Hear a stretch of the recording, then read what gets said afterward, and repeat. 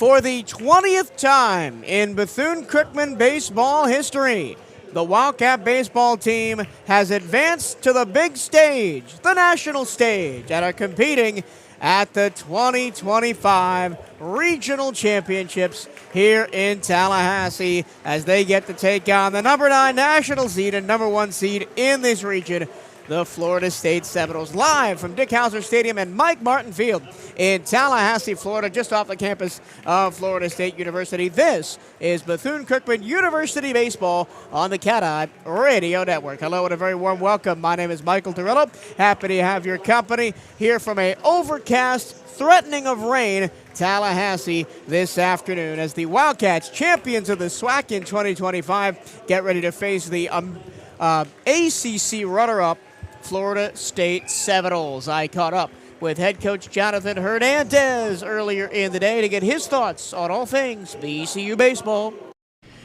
I'm here with Coach Hernandez before the Wildcats take on Florida State in the first round of the NCAA Regionals here in Tallahassee. Coach, it's been a long road, but we're finally here at the Regionals, and a long road for you this morning. Your daughter graduated high school last night, so you came up this morning. How's the sleep going? Sleep deprived right now, but I mean, there could be worse places in the world to be, right? Our season could be over and it's not. So, just fortunate, that everything worked out with the support of the administration and obviously with the site supervisors here at Florida State and the NCAA understanding the magnitude of my daughter's high school graduation last night. But, woke up early and, right here now at Dick Howser Stadium, ready for game 1 of the regional tournament. Talk about Florida State and the scouting that you've done on them. I mean, they hit the ball a ton. The park favors them with the short right field and left field corners, and their pitching rotation is one of the tops in the country. Yeah, I mean, they can beat you in so many ways, right? They can beat you with the long ball. They're going to try and create some chaos on the bases, but, that's a team that's fundamentally sound. That's a team that doesn't make a lot of mistakes, but, when we find those opportunities, we have to be able to capitalize on them. So we know the margin of error is very minimal in a game like this. But, I trust in our guys to do what they need to do. And again, we've earned this opportunity to play against the best. And if we want to continue to evolve and develop our program into what, I would like it to be, then this is the first huge step for us moving forward. You decided to go with Joel Corey on the mound to start game 1. What was behind that decision? Well, I think too, right? Like Edwin and Corey could have easily pitched game 1, but I think you look at Edwin's last 4 outings, they've kind of been on short rest just because of all the pitching stuff that's been going on. And I think us as head coaches, we have a responsibility to protect our student athletes. And I know if Edwin was given the chance, he'd say, yeah, give me the rock. But we feel comfortable with Corey. Corey, I think 3-pitch mix. I think the changeup's going to be big for him today against those big left-handed bats that Florida State has to be able to neutralize that offense. Hopefully, so again, like we could have gone with Corey and Sanchez, but I think the biggest thing was, giving us an opportunity with Corey on the mound and protecting Edwin from himself. Lefty pitcher on the mound for Florida State and that short right field corner only at 320. Does that shape how the lineup shapes out today?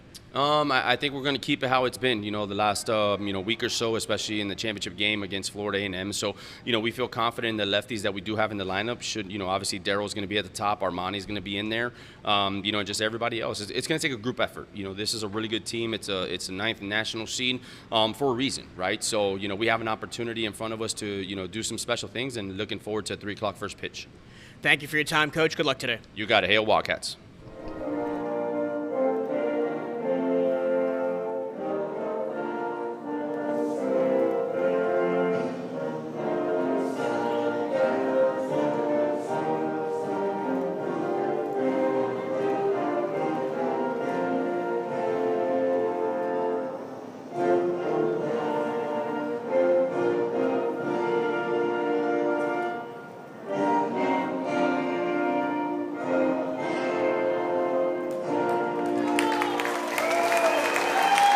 National anthem just finishing up here at Dick Howser Stadium on the campus of Florida State University. It's the Bethune-Cookman Wildcats and the Florida State Seminoles in the first round of the NCAA tournament here in 2025. I'm joined by SID Bryce Hoynoski. Bryce, we're here. The pressure is off the Wildcats. You can just kind of play free, play loose, and whatever happens, happens. You have accomplished every goal that was set before you this season. Now you got a chance to keep playing in a bonus. Well, and on paper, that's a big difference, right? That's something that you look at as that SWAC tournament just a week ago now. You really felt like you were supposed to be in that driver's seat. You were supposed to be the top dog. You were supposed to come out on top. There was a pressure there, and you're absolutely right. Now that doesn't really exist because you're counted out by everybody that's here, everybody in the seats, everybody watching from home. Everybody around the country has counted you out of this thing, and that's been the message all week, as you'd expect with any program kind of at this level, is that, guys, anything that we do is not only a benefit to us as a program, as individual athletes working on our separate careers, but it also reflects great on the university. That's what it's all about. The reality, though, I think with this group is that they're going to approach this game like they have every game, because I don't think they've ever let the pressure get to them, as we saw, when they hoisted the trophy down to their bottom, their final strike of the championship game. They didn't let the pressure get to them. And they did what they were supposed to do. So I expect them to play with a lot of energy, play loose, and we saw them play competitive against this Florida State team a couple of months back now. You're going to have to try to get the better of them here against a much stronger punch that they're going to throw your way than they would on a midweeker. Yeah, they've thrown out their full lineup. But on Florida State, right, the number 9 national seed, they've got players that can hit bombs, and they've got one of the best starting rotations in the country. Honestly, led by Jamie Arnold, who we will not see today. We'll see the number 3 guy, normally the Sunday guy, Joey Vellini, but he is still a force to be reckoned with an ERA under 4. We say hello to the booth cam on the CatEye Radio Network as we get you set for baseball action here in Tallahassee. Lineup exchange going on now. We are about 5 minutes away from first pitch. But as Coach Hernandez said in the pregame interview, they're not really changing much, right? Darrell Lee, Andre Martinez, Jorge Rodriguez, Armani Newton, Jesus Venegas, Irvin Escobar, Gina Poyeno, Sergio Rivera, and Daniel Figueroa, the lineup behind Joel Corre for the Wildcats today. The exact same 9 they sent out just last Sunday in the SWAC championship. But I think it's important to keep that consistency going into regionals. Absolutely. I mean, those guys are the ones who got you here, the ones who deserve that opportunity. And like you said, it just keeps everything cohesive, keeps everybody really in the same mindset that got you to a title a week ago. So I think that's good.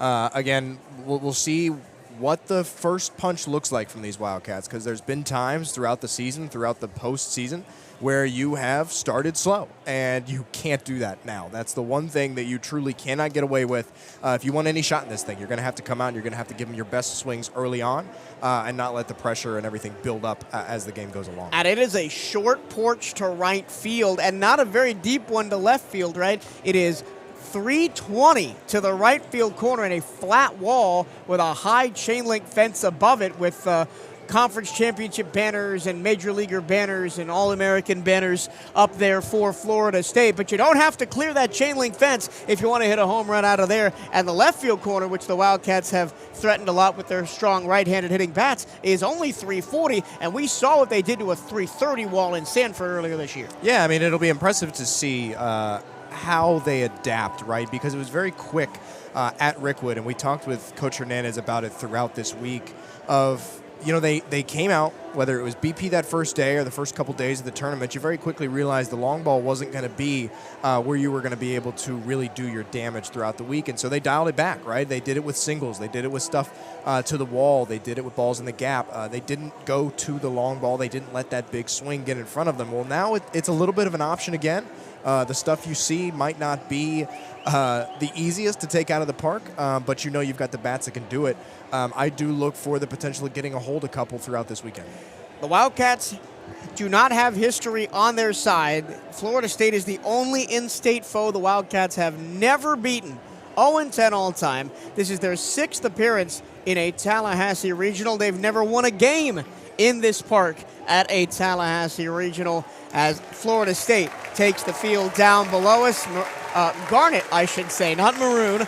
Caps with a white jersey, white pants, garnet pinstripes, the interlocking FS logo of Florida State on the left chest, numbers in garnet trimmed in gold. For Bethune-Cookman, they're in the baby blues. The alternate uniform, maroon hats, baby blue uniform and pants, maroon numbers with a white trim, the interlocking BC on the chest in maroon, trimmed in white.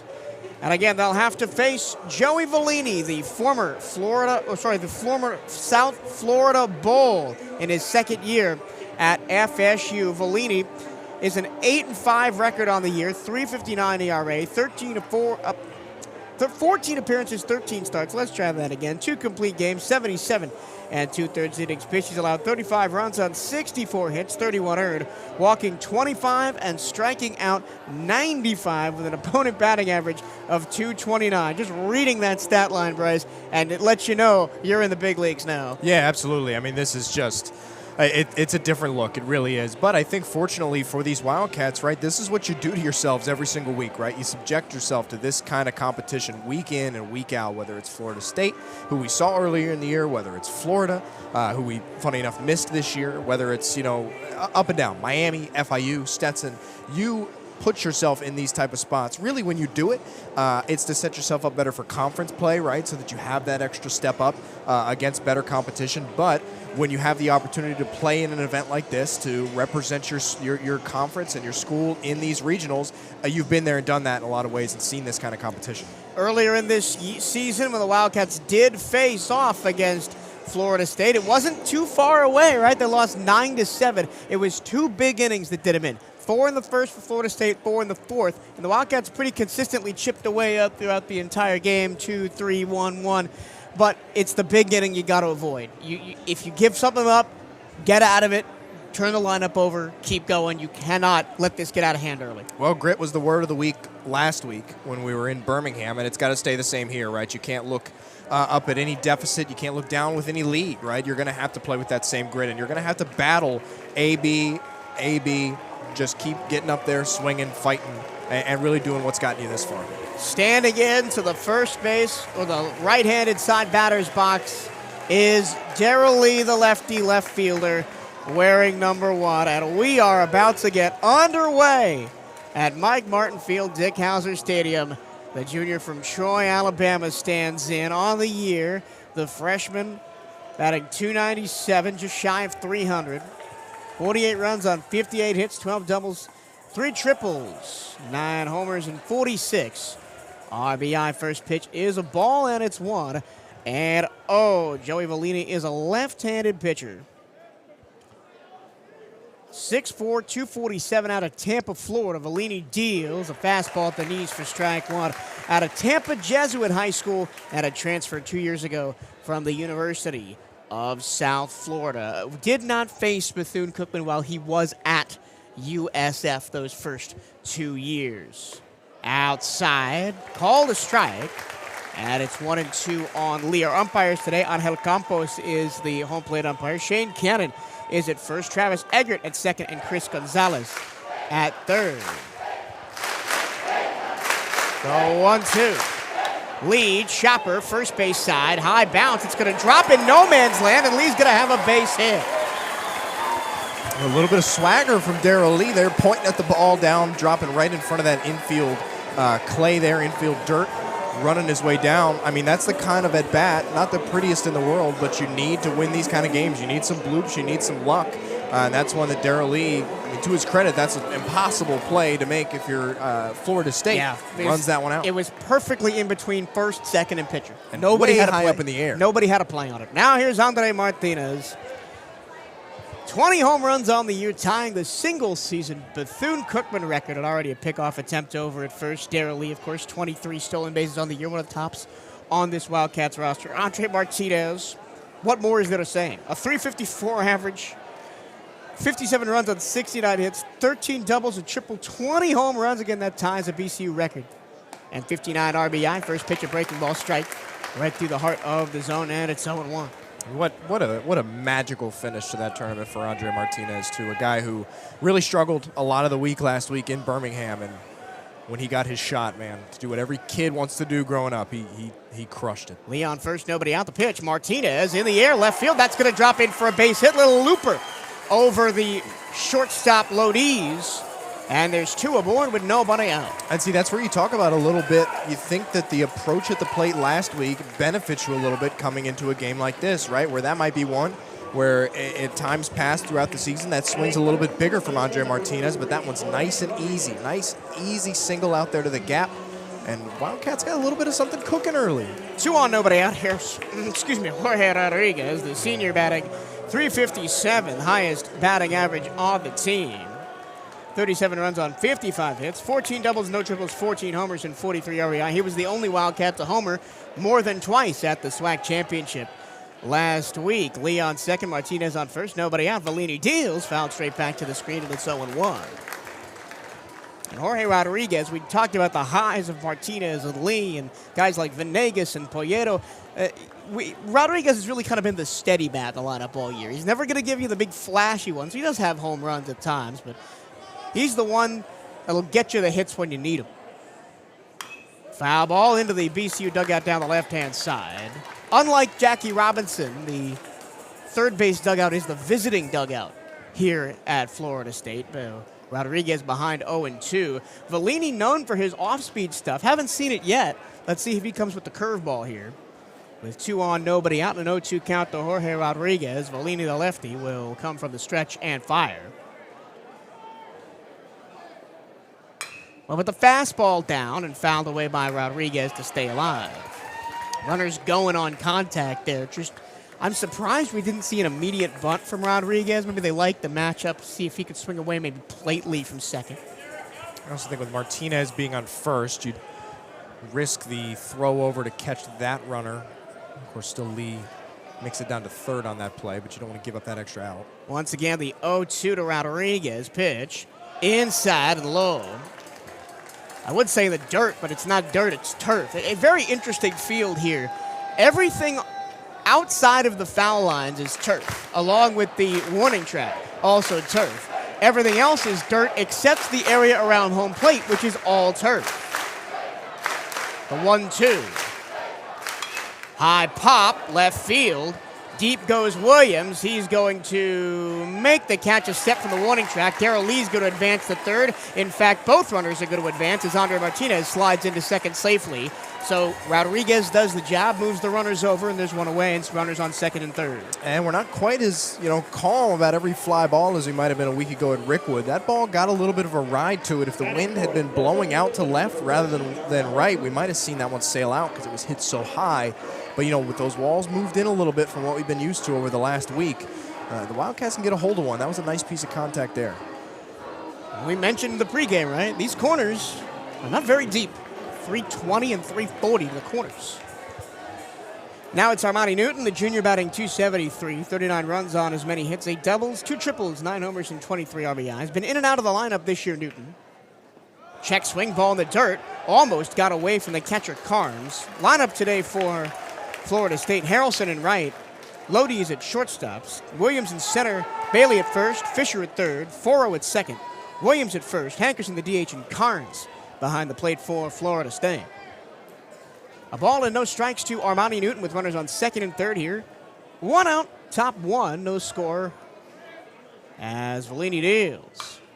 Newton grounds it foul outside of first over the head of Hunter Allen, the first base coach for the Wildcats, and it's 1-1. Look how deep the middle infielders are playing, Bryson. Even if Newton hits one to the middle infield, Darrell Lee's probably fast enough to come home from there. They're playing with their heels on the outfield grass, the 1-1. Breaking ball, strike outside corner. That's the first time we've really seen that curve from Vellini. And it's 1-2. Newton, of course, had 3 hits in the championship game. He was one of the best, I think, at adapting that swing. That's been a little big at times, that he really dialed it back and was really, really good for this Wildcats team on championship Sunday. Vellini's 1-2 to Newton. Line drive right field. That's going to be caught on a line by Harrelson. Coming in is Lee, and he is going to be safe. The throw to the plate is cut off, and Bethune-Cookman leads 1-0. Oh, no, they called interference. It's a double play, and everybody's out.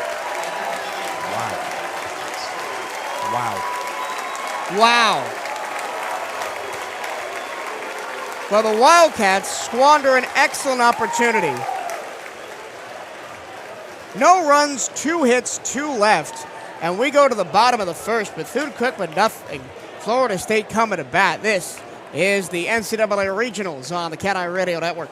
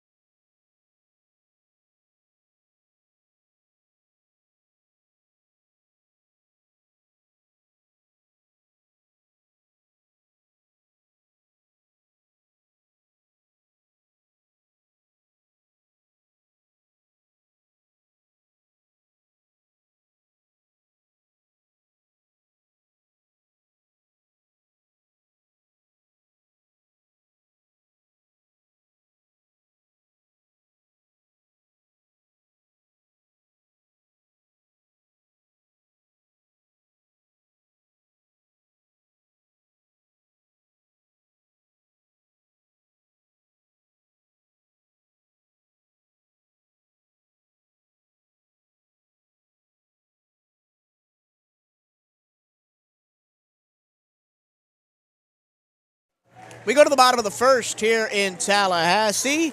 The Wildcats squander an opportunity as Armani Newton lines into a double play to end the first and strand Darrell Lee on third. So now Joel Corey will have to deal with the Florida State lineup led by the leadoff man, Gage Harrison, the junior, batting .338 as I've dropped my pencil off the table. Harrelson, the right fielder, 61 runs on 72 hits, 9 doubles, 2 triples, 5 homers, and 39 RBI. Getting on base at .440, but he has struck out 53 times, second most in the starting lineup behind first baseman Miles Bailey. As we're just waiting for Irvin Escobar to get his pitch comm system taped up, and now he'll squat in behind the plate. We're underway here in the bottom of the first. Joel Corey right at the lefty, the first pitch. A fastball outside and low, ball one. This will be a tough task for Corey. He's 6-1 with a .481 ERA. 13 appearances, 12 starts, 1 complete game. That was his no-hitter against Southern. High pop down the left field line, giving chase Lee. He will run it down in foul territory near the tarp. 1 pitch, 1 away, or 2 pitches, 1 away.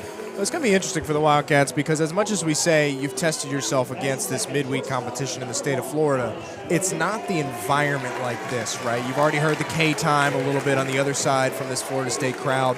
They've already been loud to start this inning. It's different. It's a different environment. It's a much more rowdy playoff postseason feel to it.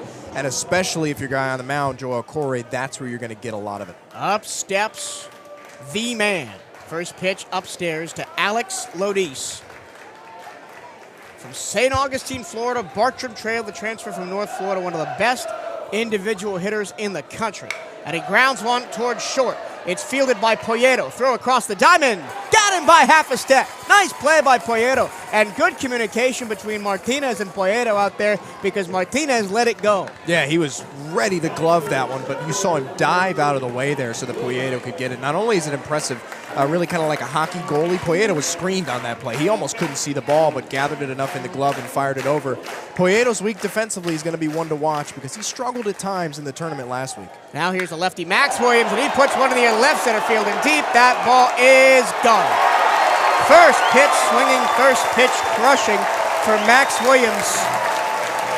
Oh my goodness. That's just like that, it can change. I'll tell you what though, Max Williams, in the regular season game between these two teams, her career best 5 RBI was 4 for 5, a home run, and 2 runs scored.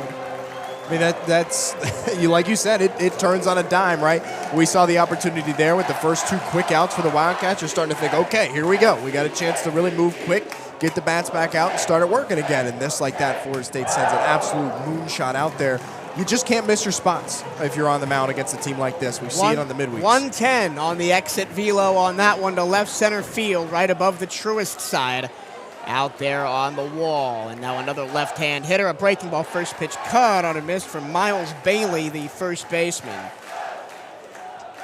Bailey, the freshman, batting .317, 43 runs on 57 hits, 9 doubles, no triples, 15 home runs, and 46 RBI.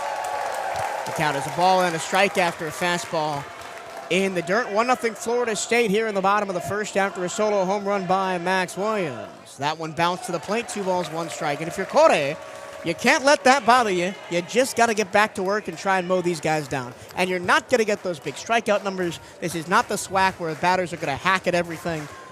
You're going to have to induce a weak contact. We saw in those first 2 outs, the 2-1. Breaking ball inside, 3-1.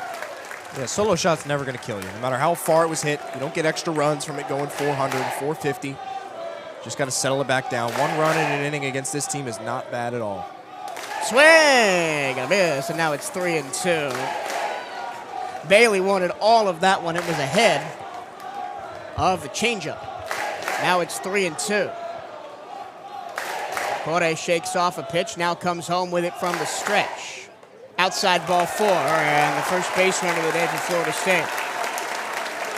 We talked about Corey ad nauseum about a guy that doesn't walk many players. 71 strikeouts to Dodgers, 27 walks on the year, and it'll be Cal Fisher, the sophomore, batting .317. This is a young Florida State lineup. No seniors, 2 freshmen, 2 sophomores in the starting lineup. And it is a raucous atmosphere, jam-packed house. First pitch, a fastball, strike down the middle to Miles Bailey, batting .317, or Cal Fisher, excuse me, with Bailey on first after his 2-out walk. 1-0. Florida State on a solo shot by Max Williams here in the bottom of the first. The 0-1 from Corey. Breaking ball, called a strike at the knees, 0-2. Fans didn't like it, but he caught the corner. Fisher didn't really like that one either. Shakes his head, still chirping with the official behind home plate a little bit. Corey trying to get out of this, bottom of the first, the pitch. Swing and a miss, round the fastball inside on the hands. 1 run, 1 hit, 1 left, and we go to the second inning. The Wildcats down 1-0 against Florida State here on the CatEye Radio Network.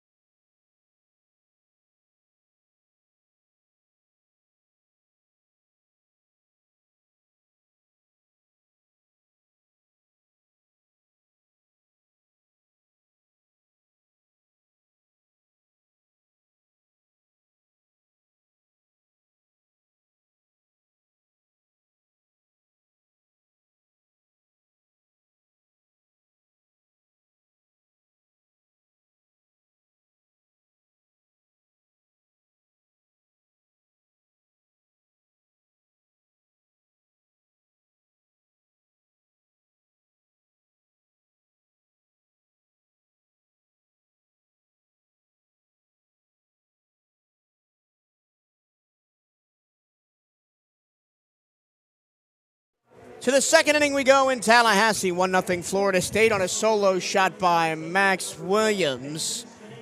But the Wildcats showed some promise in that first inning, stranding 2. And actually getting runners on second and third with 1 out before an untimely double play ended the inning. Jesus Venegas leads off against Joey Vellini, who threw 15 pitches in the first. Venegas, first pitch, pops it up left-hand side of the outfield. That's going to go back and be caught all the way by Lodi's, the shortstop, out past the left fielder Williams over his shoulder. That's a good thing, too. Lodi's the only one who saw that one. Williams had essentially given up on it. Fisher, same thing. Nobody saw it up there in that sun. It is a good thing that he tracked that one all the way. Otherwise, that was dropping in no man's land. Now here's Irvin Escobar. The 6 strikeout man. 6 strikeouts in 213 at-bats this season. One of the hardest to strike out in the nation, the senior from Puerto Rico. First pitch to him outside, ball 1. And that's where I think Venegas gets in his own head sometimes. He wants to bash the first pitch, and you know that Vellini's having a little bit of trouble locating him. Why not let him work around some counts? Here's the 1-0 to Escobar. He lines one to short. That's a diving stop by Lodi. Oh, my goodness. There's a reason why he's one of the best players in the country, and we've seated him back-to-back plays. Yeah, when Coach tells us before these games that there's no room for error, I mean, that goes everywhere, on all sides of the ball, right? That's a play that not very many SWAC shortstops are going to make, but just about every Florida State shortstop's going to make an outstanding play right there. I don't know. I think some ACC shortstops don't make that play. Maybe might not. Lodi, there's a reason that Lodi's is projected to be a first-round draft pick, not this year, but next year. I mean, it was one jump, one movement, knew exactly where he needed to be, put the glove where it needed to be. Outstanding play. 3 pitches, 2 outs, and now here's Gina Poyeto, who watches a slider for a strike. And it's 0-1. Poyeto has been the catalyst for so many big innings. We were talking before the game, and you look back about how many innings we've scored 5+ runs, how many of the rallies start with Poyeto, and it's most of them. Here's the 0-1. Swing and a miss, fastball down and away. Poyeto looks a little silly on that one. But you got to remember Poyeto, just a redshirt freshman. Not only has he starred here this year, but this was a guy that was recruited to an ACC school, right? So he's, in a lot of ways, used to this sort of thing. 0-2. In the dirt, 1-2. Yes, redshirted at Wake Forest. Didn't get any playing time. I don't think traveled at all. Was just on the practice squad, but has really proven his worth.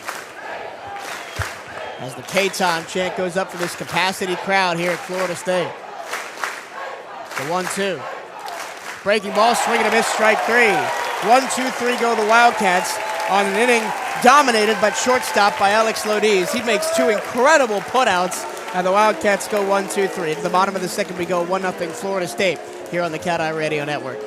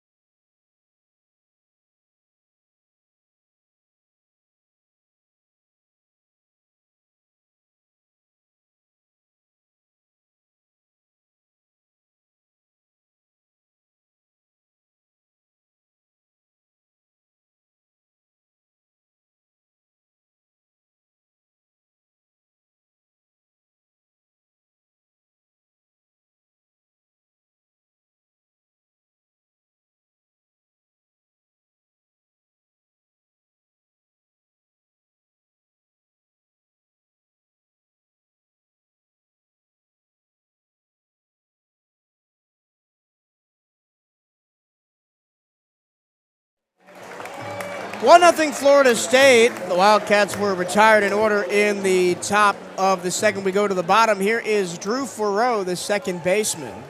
Farreau, the junior, batting .314, the left-hander. A ton of lefties in this Florida State order to face the right-handed pitching Joel Corey. First pitch low and away to the lefty, ball 1. Farreau, 43 runs on 61 hits, 6 doubles, 14 home runs. And he puts one in the air down the left field line off the end of the bat. Lee moves in, makes the catch near the line, and there's one down.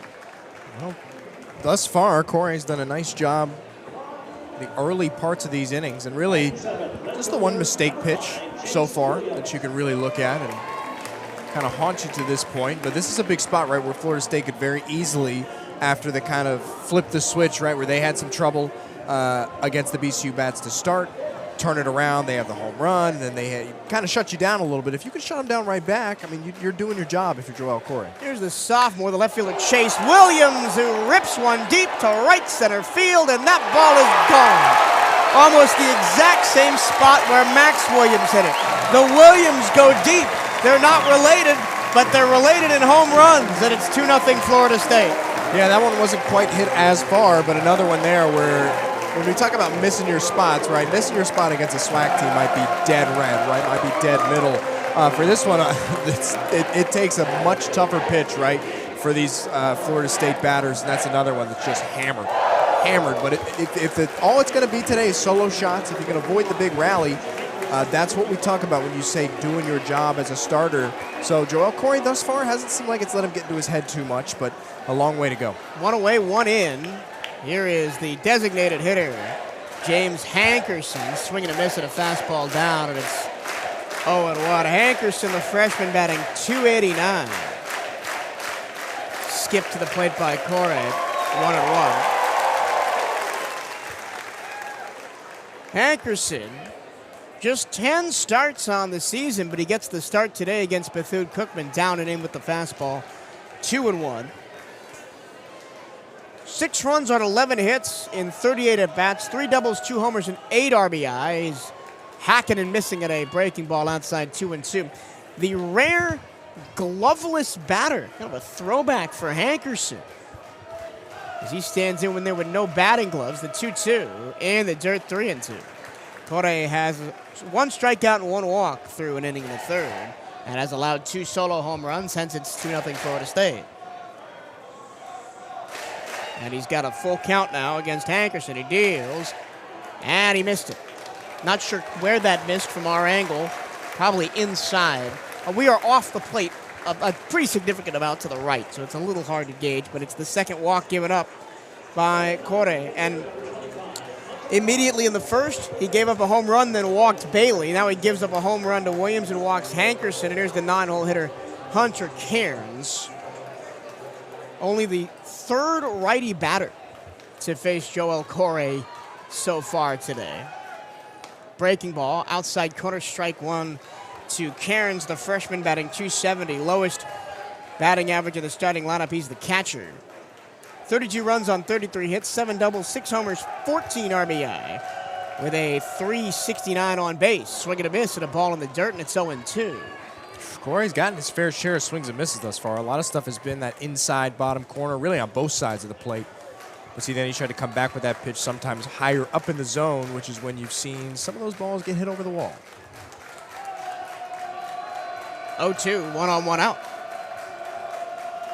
Corey comes up and in, tried to get another swing and miss at an upstairs fastball. That's how he got his first strikeout in the first against Cal Fisher.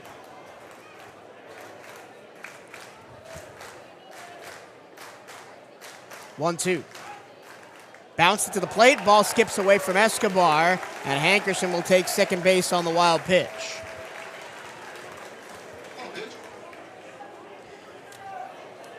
That's the first time Florida State's had a runner beyond first, aside from the 2 solo home runs, of course. But now Corey just got to focus on getting Cairns out. 2-2, it was 0-2, and now 2 missed pitches. Here's the pitch from Corey. Off the end of the bat, pop foul out of play, and it's 2-2 again. Looking around the grounds at scores from the regionals. Cincinnati on top of Wake Forest 10-7. No score, Kentucky and West Virginia. Here's the 2-2. Breaking ball in the dirt, 3-2. Louisville 4, East Tennessee 2, Texas 2, Houston Christian 1. Miami and Alabama scoreless. 2-1 Arkansas over North Dakota State. Southern Cal and TCU are scoreless. Here's the 3-2. Inside, ball 4, 2 straight walks, so there's 2 aboard with 1 out. We go back to the top of the order for Gage Harrison, who popped out in foul territory his first time up. And this is what we said, right? You have to avoid the big inning, avoid beating yourself with walks. It's about being competitive, right? Especially with your chase pitches, because Corey's tried to get them, and he's gotten a handful of chases. A lot of times coming on the outer half of the zone. We saw one in that AB. But then when he's missing in the dirt, bouncing them away, these Florida State hitters aren't going to think twice about swinging an offering. Harrelson squares to bunt, takes his strike after he pulls it back at the knees. And it's 0-1. 1 out, 1 in. Runners on first and second after back-to-back walks by Corey. Harrelson taps it back to the screen, and it's 0-2. So in all but 1 AB in this inning, Corey has been up 0-2, and he's allowed a home run and 2 walks. It's about finishing at bats and being competitive. The 0-2 pitch. Breaking ball misses way upstairs, 1-2. And his chase pitches are not competitive enough to get Florida State swinging. They're just sitting on it every time there's an 0-2 count.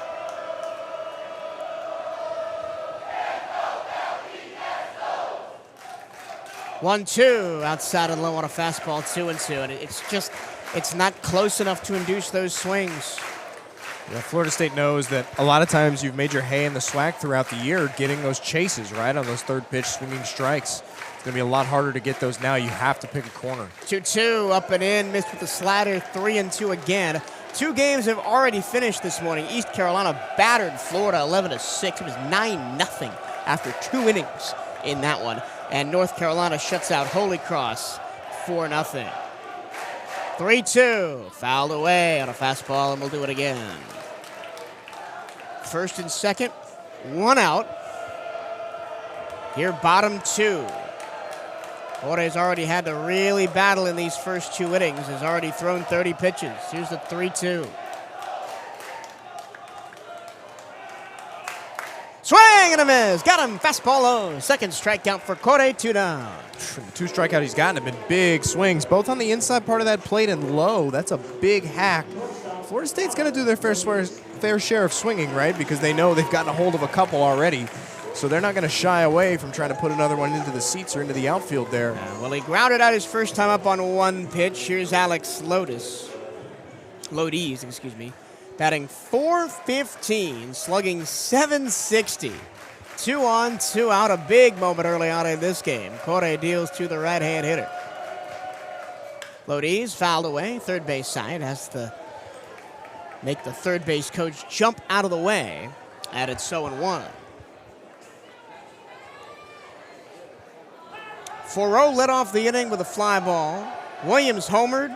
Hankerson and Cairns both walked, and Harrison struck out. Here's the 0-1. Swing and a miss. Way out ahead of the up and in changeup, and it's 0-2. I think there's a little bit of tension in Lodiz right now. He knows it's on him to do a lot of the work in this Florida State batting order this weekend.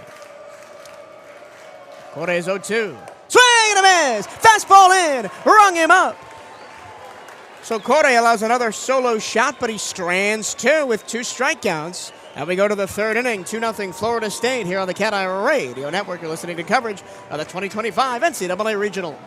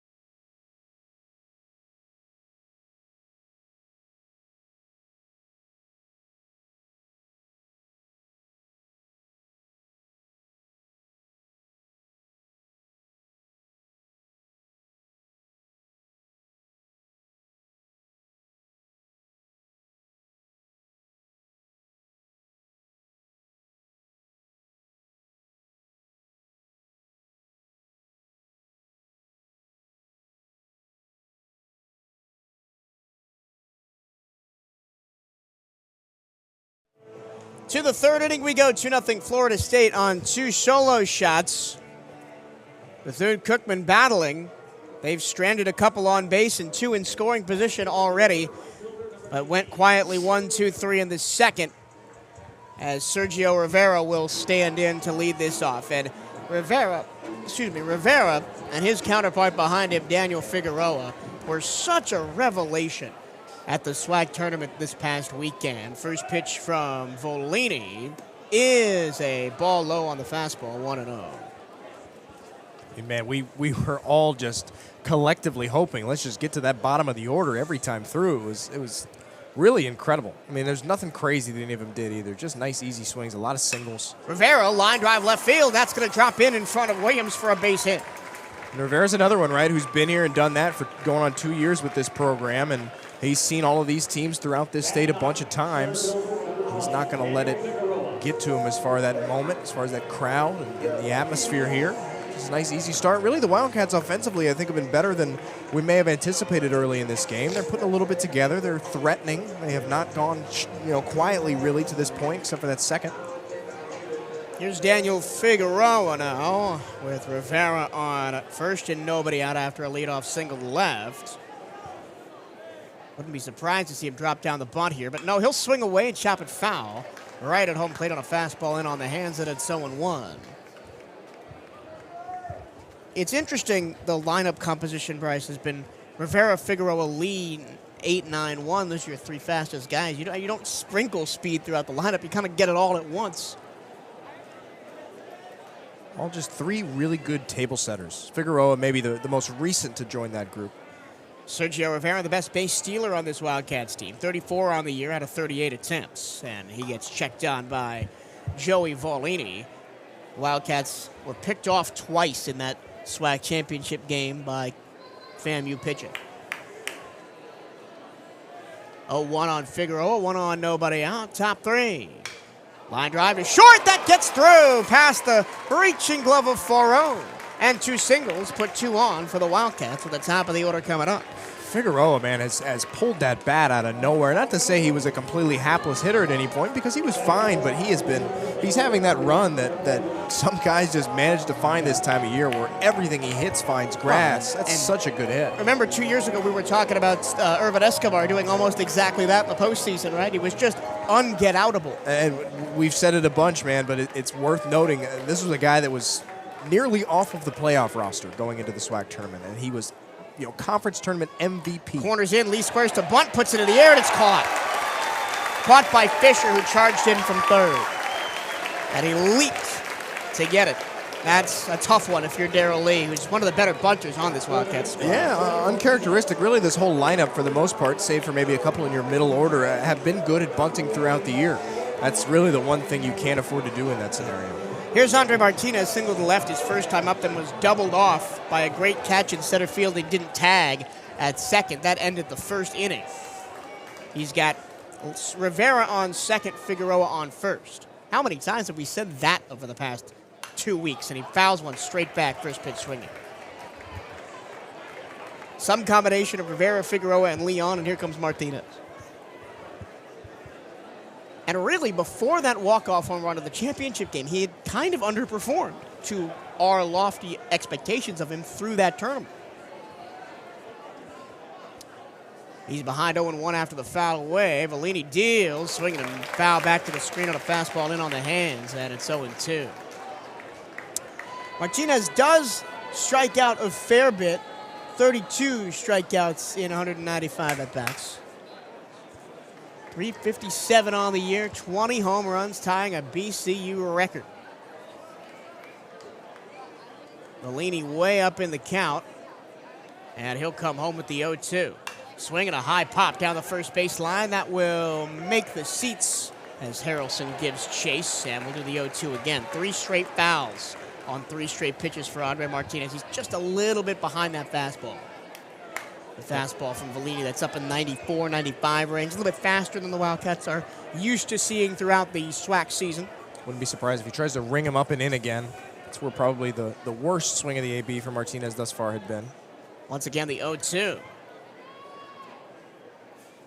Ground ball, went with the fastball low, and it's fouled away to the third base side. These are the kind of at-bats you want to see, right? Foul it off, stay competitive. The law of averages states eventually the pitcher will miss one. And you just got to be there to take advantage of it. Once again, the 0-2, 2 on, 1 out. Here in the top of the third, Wildcats down 2-0. But have out-hit the Seminoles 4-2. Fouled away on another fastball that hits the roof right above our hands and rolls off the roof back down onto the field. The message is still the same, right, for a lot of this BCU lineup, although maybe the bullpen for Florida State isn't quite a SWAC bullpen, right, where the kind of wheels will fall off and quickly. You still have to try to do that, right, because you're a little uncertain what Florida State might throw at you. If you can just work into counts, so an at-bat like this, regardless of how it ends, is still kind of the plan to get you there. Once again, for the 4th time, we'll do the 0-2. Runners go. Breaking ball fouled away. That's the first breaking ball that Volini has thrown Martinez, and he just barely caught up with it. Sergio Rivera was already rounding third by the time that ball was fouled away. He was on his horse.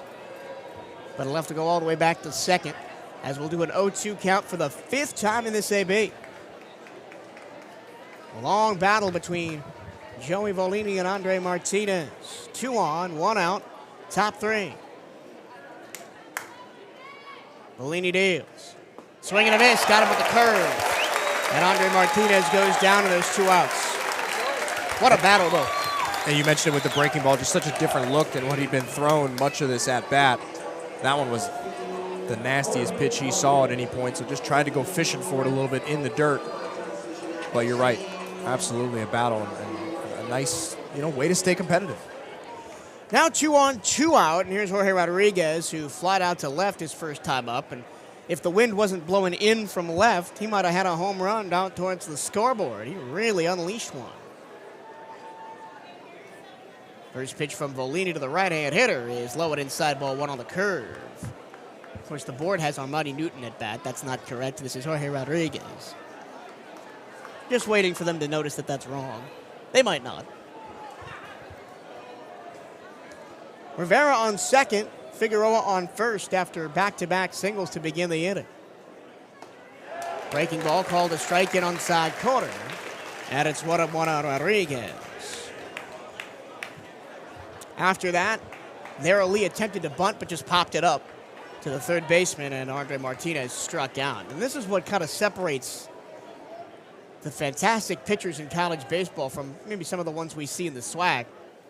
Swing and a miss, fastball low and away, 1-2. Is they just keep attacking you, and they will not let back-to-back singles like that get you. They'll just say, listen, I'll just get the next 3 guys, and it doesn't matter.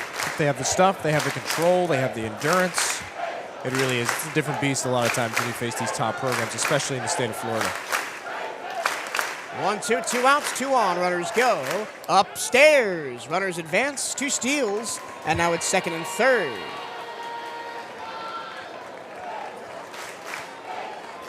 It was a good pop from Carnes behind the plate, but the runners were going so early that he had no play anyway. 2 balls, 2 strikes to Rodriguez, now 2 in scoring position with 2 down. The lefty deals. In the dirt, bounce to the plate. Great job by Cairns to keep it from the backstop. The backstop here is not as far as we're used to seeing it at the Jack or even the SWAC tournament. It's about maybe 5 or 6 feet shorter. That doesn't mean that Sergio Rivera won't be on his horse if a pitch misses. Yep. 3-2 to Rodriguez with 2 outs. This will be pitch number 33 for Volini. He comes home with it. Swinging a line drive, base hit left field. That's going to score Rivera. Coming in is Figueroa, and we are tied at 2. A 2 RBI single to left field for Jorge Rodriguez. Yeah, if you looked at the numbers over the course of the SWAC tournament, you maybe wouldn't have thought that Rodriguez had the best tournament in the world, but there was something about him always coming up in scenarios like that, right? He was the only Wildcat who came up with multiple home runs on the week. He had that RBI triple. He was one of the guys that felt like he was up in big spots. And that was a great way to work back from an AB where it looked like he was a little lost at the start and then puts 2 on the board and ties this up. And you can already feel the FSU crowd quieting down a little bit. Not to say they're worried by any means. They know what they've got on the other side in their team, but doing yourself a little favor and forcing a little visit to the mound.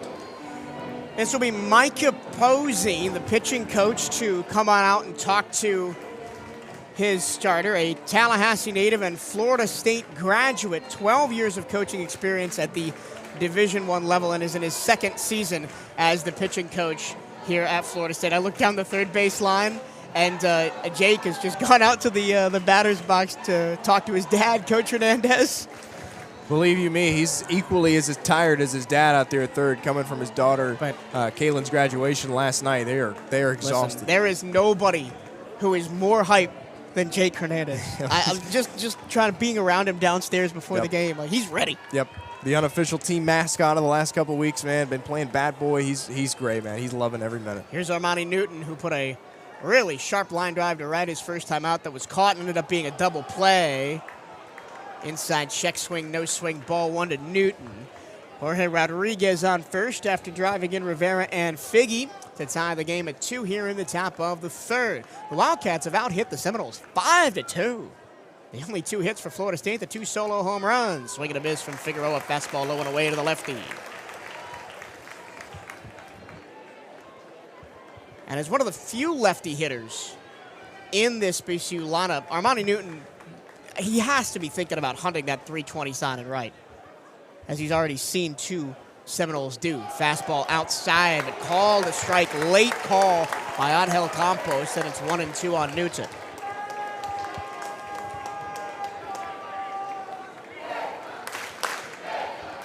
K-Time chant comes again from the Seminole faithful, the 1-2. Way low and outside on the opposite batter's backs, 2-2, good eye by Newton. It is an ugly day. Hot, humid, threat of rain overhead. It is just miserable down here. It's Florida summer as it gets. It's like the heavens could open at any minute, and yet the sun's beating down. Once again, the 2-2 to Newton with 2 outs. Newton punches it down the third base line. That's going to go foul. It was over the head of Fisher at third, but it just found the left-hand side of that foul line. And one of the things that I really praised Armani Newton for in the tournament was his ability to go opposite field, not just try and pull things all the time. He had one of his best hits, that 2 RBI single in the semifinals against Alabama State, just punching it to the left-hand side. Yeah, really had a good week at that SWAC tournament. Once again, the 2-2 from Vellini. Breaking ball misses outside, much to the chagrin of the crowd here at Florida State. 3 balls, 2 strikes to Newton. That's a tough take. That's one you really shouldn't lay off of in a situation like that, but sometimes you get rewarded. 2-2. Newton in a 3-2 count against Joey Vellini, who steps off and throws back to first to try and check on Jorge Rodriguez, who has no steals on the year. 0. Hasn't even attempted one. I don't think he's going to get one here. He may be the most lumbering guy on this entire team. It shocked us that he got a triple last week. I think Coach Hernandez told the ESPN guys on his call ahead of the game that they tell him he runs with a refrigerator on his back. 3-2. Newton, ground ball to second, fielded by Farrow, and that's the end of the inning. But the Wildcats, 2 runs on 3 hits, 1 left, and we tie the game. Going to the bottom of the third, 2-2 here in Tallahassee. This is the 2025 NCAA Regional on the CatEye Radio Network.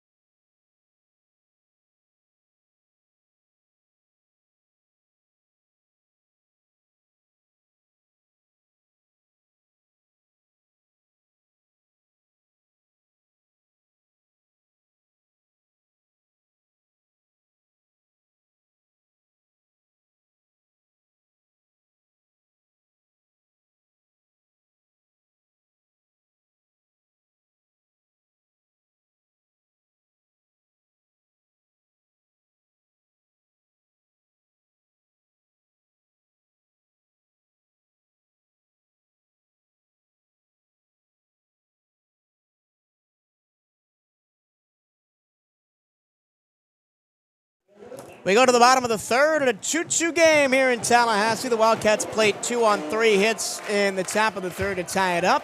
And Max Williams swings and a miss at a fastball low. He was the first of the 2 Seminoles that homered. He did it back in the first off the first pitch he saw from Corre. And I think the field director is going out to talk to the official. I hope we don't have lightning in the area. Very well could. I think if we do, it's coming from behind our view here at the press box. That's where it was kind of cycling in from before. I have forgotten his name. We talked to him extensively yesterday about logistics stuff. I think his name is Mike. I don't know. But he is talking to the crew chief and both head coaches, so I can only assume, and now Coach Hernandez is beckoning the players off the field. I think we're going to be into a lightning delay. Oh, my goodness. So just as Bethune-Cookman gets all the momentum, we're going to have to go sit on our hands for a while. Well, I think that might not be the worst thing in the world, right? Because you're kind of reset, and you're going to find yourselves in a new game, in a shorter game, right? You kind of come back out, and you find yourself in that same spot, right? It might as well be 0-0, and you only got to play 7. So, who knows how long we'll be. I think we might have to strap in a little bit in terms of waiting this one out because we hope it's short, but some of the weather projections coming into today were a little bit ugly. We were hoping we could avoid them and it could, get down to that next game, Northeastern and Mississippi State. But I don't think this is a bad thing at all for the Wildcats. The only person who may, get the short end of the stick a little bit is Joel Corey having to sit for as long as he will. You talked about the other two teams in this division, so let's talk about Northeastern and Mississippi State. Mississippi State, a very interesting team, right, because they thought they were going to miss the tournament entirely about a month ago because they were at the bottom of the SEC standings. Then they fired their head coach, Jeff Lamotis, who took him just 3 years ago to a national championship. They finished 9-2, coupled with a nice run in the SEC tournament. Now they're here at a regional in Northeastern out of the Colonial, or Coastal, my apologies. The CAA is one of the more intriguing stories in all of college baseball. 27 straight wins, the best regular season record in the country, and they've got one of the best pitching staffs we've ever seen. Yeah, it's interesting, man. I mean, Mississippi State, a little bit of an uncharacteristic way to get here, like you mentioned, although I feel like lately we've kind of found ourselves in a spot where, especially at the pro level, a lot of times that coach firing can lead to a little bit of a run, and for whatever reason, it happened for Mississippi State. You never want to count out an SEC team. That's really just the reality. You're never going to get excited if you're Bethune-Cookman or a team at this level about going up against an SEC team. Northeastern is interesting because I think they come in with a lot of pressure, right? Because they have put together an unbelievable stretch of baseball, so might not quite be as chippy as some of these, whether it be Bethune-Cookman or Little Rock or some of these others that kind of battle their way to get here. Northeastern, they feel like they belong here. With that comes a little bit of pressure, really like you should stand up to the big dogs this weekend. It's a good regional here, right? I mean, a lot of the conversation around the country goes about talking about who's the toughest regional, who's the easiest, what kind of – I mean, this is a tough one to be in. We knew it would be coming in. This is one of my picks for the group of death. Yep. Conway is another one with them. Florida, East Carolina is another really tough one. But again, don't count out the Wildcats, right? It's 2-2. Yep. Bottom of the third, the Wildcats have out-hit Florida State 5-2 in the game. Yep. I mean, you did what you had to do, right? You came in and you showed them we're not afraid. We've been here. We are not afraid. And we belong here. That's really what all of this is always about. And that's not to say that we're not all up here rooting for a win. We're not all here hoping for one. It is showing that you belong. It is showing that this Bethune-Cookman program can put a great program on the field, and that's what they've done so far. 2-2. We are in a 30-minute lightning delay, so we're going to step aside here on the CatEye Radio Network. We'll leave here for a bit, but when we come back, it's 2-2, and the Wildcats looking to make their mark on this Florida State regional at the top, or in the bottom of the third. Stick around, and we'll be back here on the CatEye Radio Network.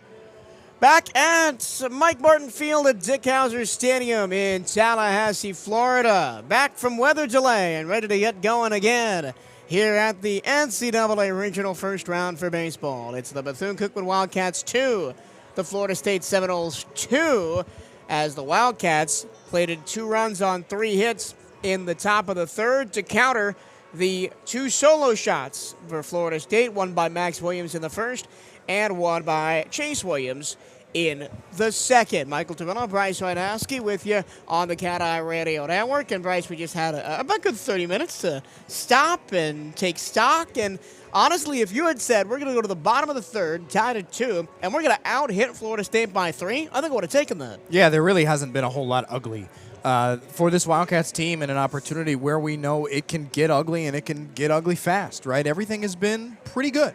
The defense has shown no really lapses to this point. Really, the only question mark you have is Andre Martinez's decision at second to not hang back when the ball is caught out there in right field and ultimately leads to a double up that cost you a chance to have the lead at this point. But outside of that, the bats have been swinging it well. They've choked up on the bat, and they've really made it easy. They've taken what's been given.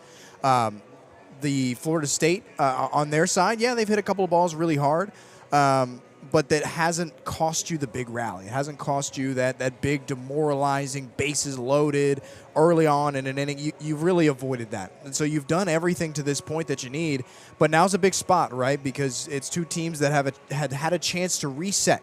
For Bethune-Cookman, it might not be much of a reset. Let's keep doing what we're doing. But for Florida State, you know down in wherever they spent that little rain delay, probably down in the clubhouse, there was a conversation that's like, guys, we're supposed to be beating up on this team, especially on the offensive side of the ball. We're supposed to be better, and 2 solo shots isn't good enough. So we'll see what team adapts better, what team took more advantage of this little break we've had, and we hope we don't see another delay. It looks a little bit treacherous around here, so I wouldn't be surprised if we find our way into another one.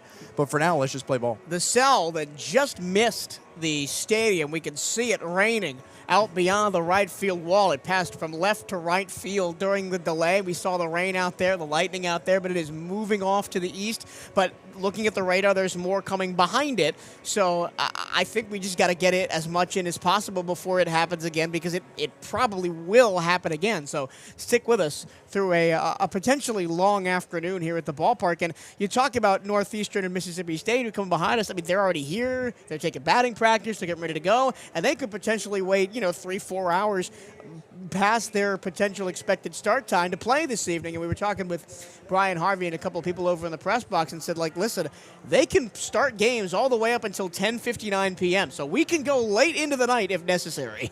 Yeah, and we're hoping that we're not too big of a burden on those 2 teams to come from behind us. But the reality is that these teams just want to get out of here. I do think a clunky, weather-delayed type game might bode a little bit better for you and for Bethune-Cookman, right? Because it's a team that is just so, we'll take whatever, whether it's stuff with the program not having the resources that other programs have. They just roll with the punches, right, no matter what it is. It can be in a game-to-game situation, a year-to-year, whatever it is, right? They'll take a bus on a trip that a lot of teams might fly. They'll deal with whatever, right? And that plays into your hand if this game gets long and weather delayed.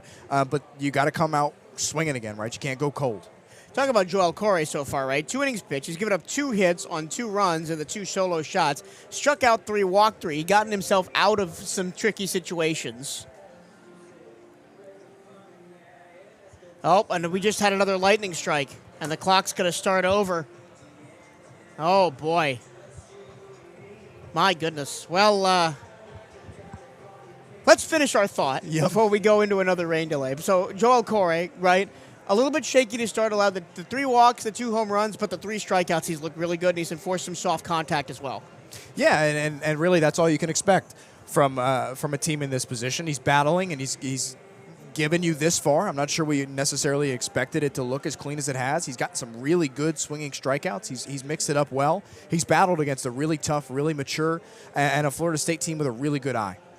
Well, we're going to go to another lightning delay here at Mike Martin Field at Dick Howser Stadium on the campus of Florida State. It's the Bethune-Cookman Wildcats 2, the Florida State Seminoles 2. We are going to the bottom of the third when we eventually come back. We're going to go to another delay, and when we come back, we'll hopefully see that bottom of the third inning. You're listening to Bethune-Cookman University Baseball. This is the 2025 NCAA Tallahassee Regional.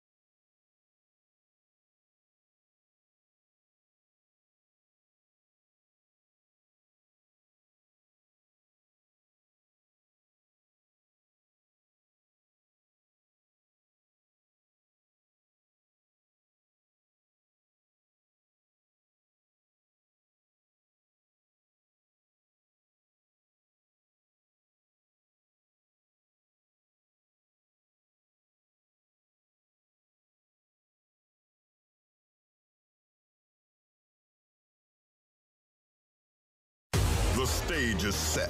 After clinching the SWAC championship, The Bethune-Cookman Wildcats are the 2025 SWAC Baseball Champions! the Bethune-Cookman Wildcats are playing in the NCAA Tallahassee Regional. Now the Wildcats are ready to take on college baseball's elite, Florida State, Northeastern, and Mississippi State, in a battle for a spot in the Super Regionals. Wildcats, it's game time at Dick Howser Stadium in Tallahassee. Catch every pitch, every hit, every heart-stopping moment, live with the voice of the Wildcats, Mike Torello and Bryce Hornowski, only on the CatEye Radio Network. Back live from Dick Howser Stadium, Mike Martin Field in Tallahassee, Florida. This is the CatEye Radio Network's coverage of the 2025 Tallahassee Regional. It's 2-2 in the bottom of the third, and we've just had a 2.5-hour rain delay to sit through here in the press box, had some food, talked to some folks, and now we're just about 5 minutes away from going back to playing baseball.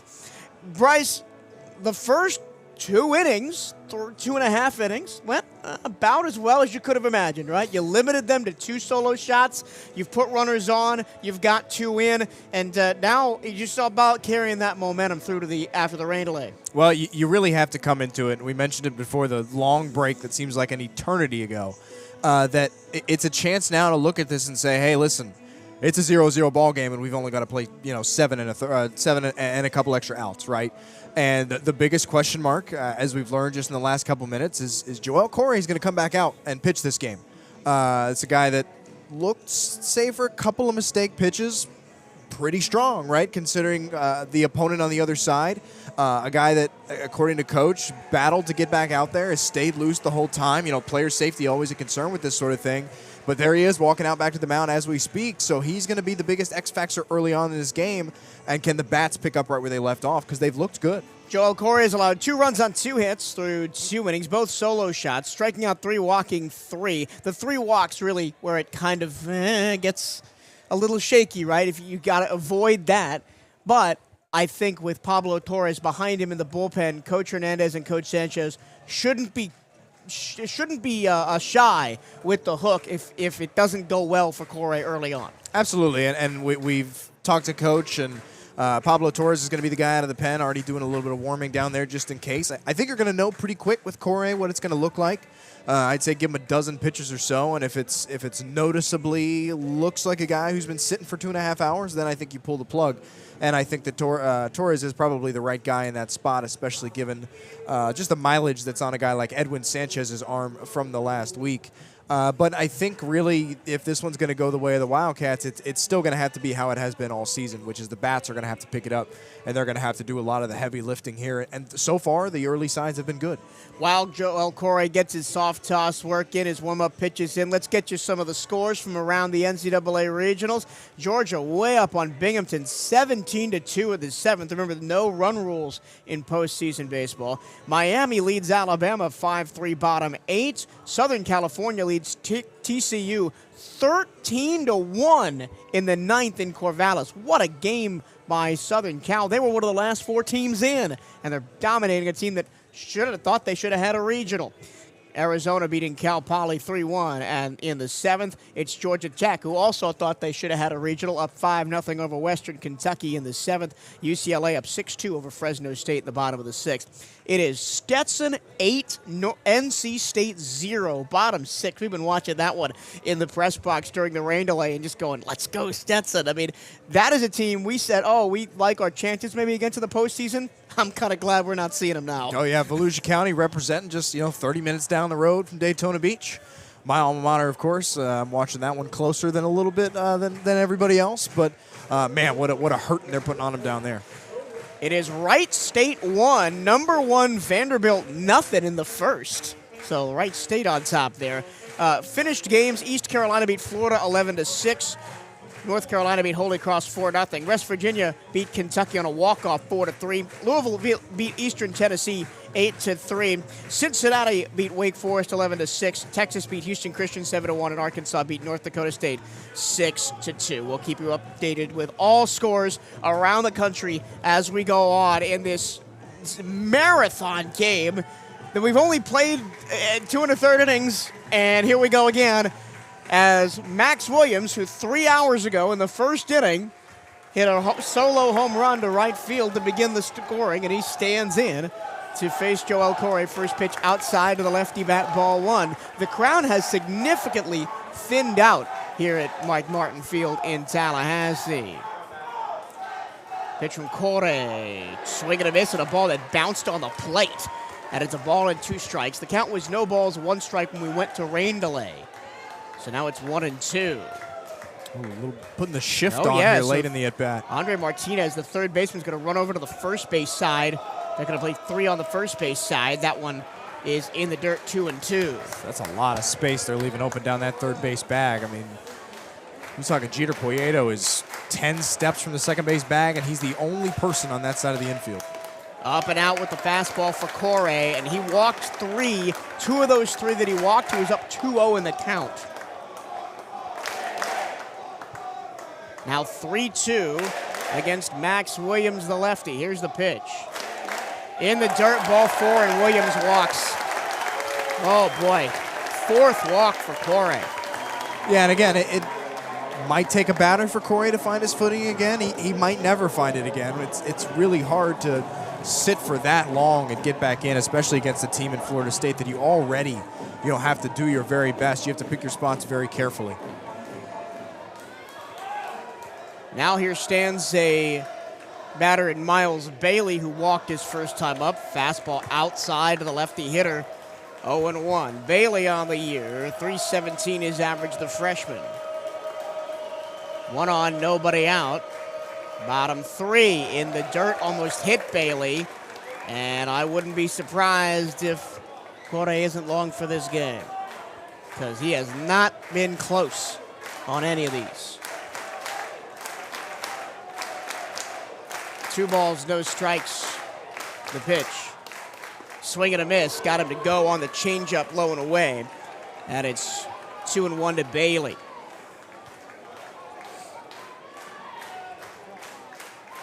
Miles Bailey, the freshman from Tallahassee, Lincoln High School right here locally.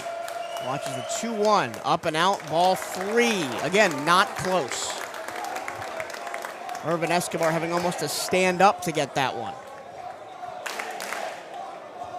And they're running a bullpen catcher down there. Jose Fernandez down to the bullpen. 3-1. High drive, right field and deep, and that is way out of here. That one's into the parking lot. The 3rd home run of the game for Florida State, and it is 4-2.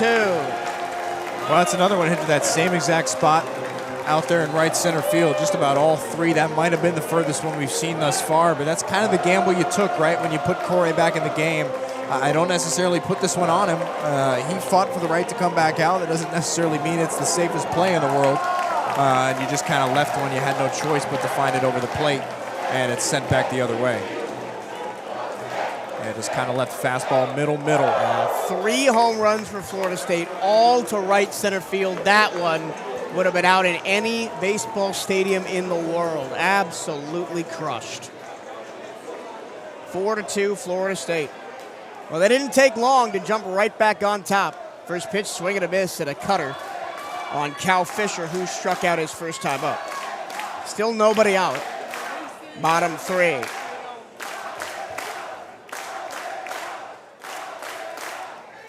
Ball in the dirt, 1-1. Nice little ovation for Miles Bailey from the crowd here at Florida State. I mentioned it was a significantly thinned out crowd. It doesn't mean there's still nobody here. There's still a good 5,000 people here. Not to mention people still filing back in. Wouldn't be surprised if this place is packed out again shortly. 2-1. Foul straight back. That's a fastball in on the hands. That's where most of the strikeout stuff has come from Joel Corey. 2 fastballs in on the hands, swing and a miss, and then 1 curveball in the dirt, swing and a miss. So now 2-2 on Fisher, who once again struck out his first time up. A .315 hitter on the year, and he puts one in the air to left center field. Lee barely has to move. He was positioned very well, and that is out number 1. But then again, hard hit ball Yeah, I mean, that's what you expect, right? And really, Florida State, a lot of the swings, especially when they're swinging and missing, they're clearly hunting fences here. They've seen some of the teammates hit them out. They're trying to do the same. Here's Drew Farreau, who has 14 home runs on the year. Watches one outside ball one, the left-hand hitter.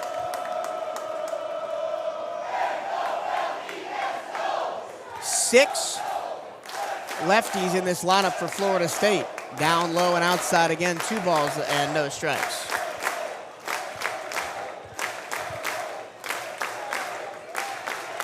Corey going to work quickly the 2-0. Missed it up and away, 3-0. I wouldn't be surprised if he walks another one that he's done. I see Pablo Torres working out there in the left field bullpen. 3-0. Ground ball to first, gets through past Rodriguez and into right field, a base hit for 4-0. And a 1-out base runner for Florida State. Already 2 in the inning off the 2-run home run by Bailey. They lead at 4-2 after the almost 3-hour rain delay. And here's the other man that hit the home run before the rain delay, Chase Williams. Home runs by Max Williams, Chase Williams, and Miles Bailey. And now Williams stands back in to face Corey. And this is kind of how we thought it would feel coming in. First pitch, inside, ball 1. Corey has really struggled since restarting the game. Totally expected, right? It's really hard to sit for that long and to get back up and be sharp. 1-0 to Williams. Swing and a miss. He was aiming for the fences and came up empty on that one in the dirt. 1-1. The best pitching that Corey has done since the restart has been Florida State hitters trying to do too much. Runner on first, 1 out. Here's the 1-1. Runner goes. Swinging a ground ball towards first base and through. Past the glove of Venegas at second. Going to third, and oh my goodness. So Drew Farreau went all the way to third. He should have been out on the throw from Rivera in right field, but the ball popped out of the glove of Martinez at third, and then Chase Williams used that extra time to go all the way to second, so now second and third with 1 down. Well, we're going to send pitching coach Joel Sanchez out there to the mound. I think this might be more of a stall than anything else at this point. I think the second guess might be even less so bringing Corey back out and more so that Pablo wasn't more actively warming. Yeah. I was under the impression that he had started warming and was fairly warm already before Corey came back into the game. But you're right, when you saw Fernandez trot back down to the bullpen, Torres hadn't even started yet. And I think we all could have expected something like this coming out for Corey. Again, I don't put a ton of this on him. It's a really hard spot to succeed against, one of the toughest teams in the country. You just had to have somebody ready in the backup, and Pablo has not been ready to go yet. Hopefully this last little bit of stalling will get him through to maybe Corey throws a couple more pitches and his day might be done. Since the 2.5+ hour rain delay was over at the start of the third inning, Max Williams walked, Miles Bailey 2-run home run, Cal Fisher lined out to left, then single, and there's runners on second and third with an advance on the throw. And James Hankerson Jr., who walked his first time up, will stand to the box, another left-hand hitter. And Joel Corey in danger of this one, really getting away from him. 4-2 Knowles, bottom 3. Soft tapper foul, first base side, 0-1. I think Corey's best weapon here is going to be the changeup. Because with Florida State hunting fences, getting them out ahead of that slower pitch is going to be really important. Because the fastball's been missing and the breaking ball's been missing. 0-1. And he chops it foul again behind home plate, 0-2. That's the second straight changeup from Corey. And the further in he's gone with it, the more likely that Florida State has been to offer on it, and that's the kind of swing you get right there, just fouled right behind him. Second and third, 1 out, 2 already into the inning to make it 4-2 Knowles. Corey, the 0-2 pitch. Fastball outside. Wastes one trying to get a swing, 1-2. It still remains to be seen whether pitcher Joey Vellini will return for Florida State when we get to the fourth inning. Ground ball towards first, fielded, and the run's going to score. Rodriguez gets Hankerson out at first, but coming in is 4-0, and it's 5-2 Florida State. Yeah, that's the smart play there. I mean, it's easy to want to try to be the hero and fire that one home, but you take the guaranteed out. You kind of sit on it, attempt to look the runner back, but that's all Rodriguez can do there. Nothing wrong with that play. Chase Williams moves to third. The batter is the 9-hole hitter Hunter Carnes, who walked his first time up, stranded on first to the second. 3 runs in the inning as Drew 4-0 just came in on the RBI ground out by Franklin. First pitch is strike by Corey. And really, if Corey could get out of this inning with your down 5-2, and then you can take him out next inning and don't have to burn Torres right now. That one bounced to the plate. Halfway home was Williams as it ate up Escobar, but he corralled it in time and chased Williams back to the third base bag. Andre Martinez wasn't really paying attention over there. That might have been an out at third. With the speed of Williams over there, I'm a little more worried it might have ended up in the outfield if they'd thrown that one down.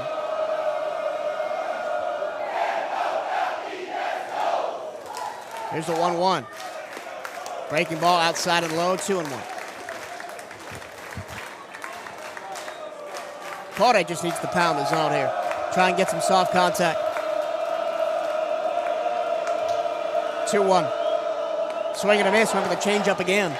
And way out in front of it was Carnes, who on the year has struck out 41 times and 122 at-bats. Walked just 16. So now 2-2 on Carnes. Runner on third, 2 down. Here's a pitch. Swing and a miss, got him with the changeup again. So Corey eventually gets out of the inning with his 4th strikeout. But 3 runs come across on 3 hits and 1 left for Florida State. We go to the 4th. The Noles have taken command. It's 5-2 Florida State over Bethune-Cookman here on the CatEye Radio Network from the 2025 Tallahassee Regional.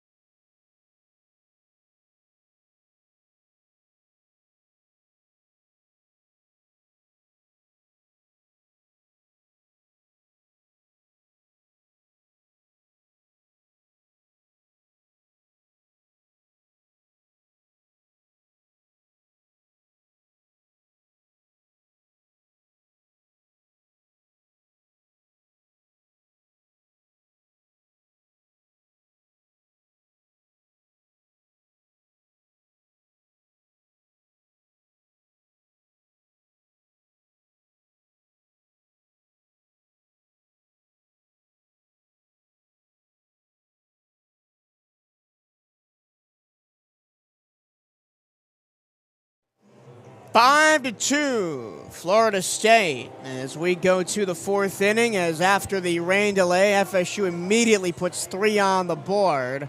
Although the Wildcats still have 5 hits in the game, and they'll face a new pitcher, the former Jacksonville Dolphin, the sophomore out of Sebastian, Florida, Peyton Prescott. Prescott coming in with an ERA of 6.03, 31 1/3 innings pitched on the year. Jesus Venegas will be the first man in to face him. Venegas had that weird play his first time up, but he popped out to left field, but was caught by Lodiz, the shortstop. First pitch, a fastball, up and in for strike one as Venegas offered at it.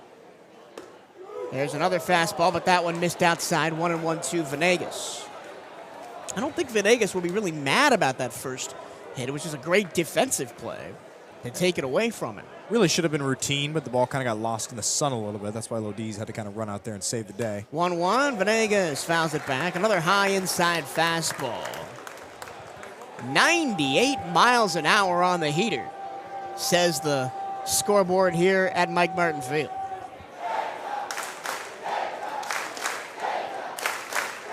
Prescott, the right-hand pitcher, deals low and away, over-rotated on the fastball, 2-2. And that was at 8-9, and he missed his spot. So they have brought the fireballer out here to try and shut the Wildcats down in the middle of the game. Once again, the 2-2 to Venegas. First batter of this top of the fourth. Venegas swinging a miss. Blew the fastball by him.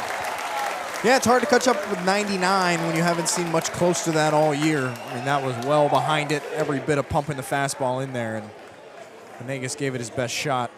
Third strikeout of the day for the Cats. Martinez went down and Poyeto went down, and before the Randall. And here's Irvin Escobar, who really feels hard down. He got robbed by a terrific catch at short by Lodiz. Breaking ball, tap foul by Escobar. The year Escobar, the senior batting .278. 25 runs on 35 hits, a doubles, a triple, 1 homer, and 31 RBI. There's a fastball strike outside corner, and it's 0-2. Prescott did see the Wildcats one time in a midweeker when he was with Jacksonville, but not as a pitcher. He came in a pinch hit opportunity and struck out. Interesting. 0-2 to Escobar. And he fouls one off at 92. 99 again, excuse me. Yeah, when you got velo like that, it's probably something you come to Florida State and they tell you, hey, listen, let's put that bat away. Let's work on that 99. That's wild that he came in as a pinch hitter. Yep. The 0-2 to Escobar. Prescott way up. He deals. Breaking ball, slider outside. That is a nasty. When you go from 99 on the fastball to 86 and have really great run on the slider. Really great stuff. Wildcats are going to have to lock in if they want anything off of Peyton Prescott, the sophomore. 1-2. Outside and low with the fastball, 2-2. Good eye by Irvin.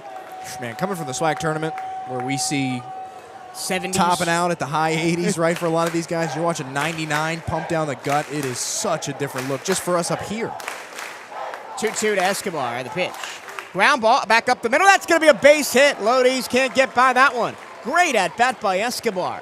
And for him to send that, that's another 99 mile an hour. I mean, I cannot overstate how different of a look it is coming from what we've had to deal with all of last week, right? And for him to be able to muscle that one right back up the middle on 99 like that, that is a veteran guy at the plate in Irvin Escobar. And that stings your hands, man. Yeah. I remember even facing guys when I used to play that threw, 85 back in high school, and how hard my hands hurt after even trying to barrel one of those up. Yep. Man, oh man, I can't imagine 99, how hard that stings off the hands. First pitch, breaking ball inside to Jeter Poyeto. Struck out his first time up. That ended the second inning for the Wildcats. Poyeto has been the catalyst for a lot of Wildcat rallies, especially down the stretch of the season. He's got Escobar on first, one down. Here in the top of the fourth, he fouls one straight back off a 97-mile-an-hour fastball. But with stuff like that from Prescott, only a sophomore, he's probably one that has some scouts interested in maybe signing a professional contract here in a couple years. Can't teach velo like that. He's got Poyeto in a 1-1 count. The righty deals from the stretch. Slider outside, ball 2. And the velo is going to tick down a touch because Prescott now coming from the stretch with a runner on first.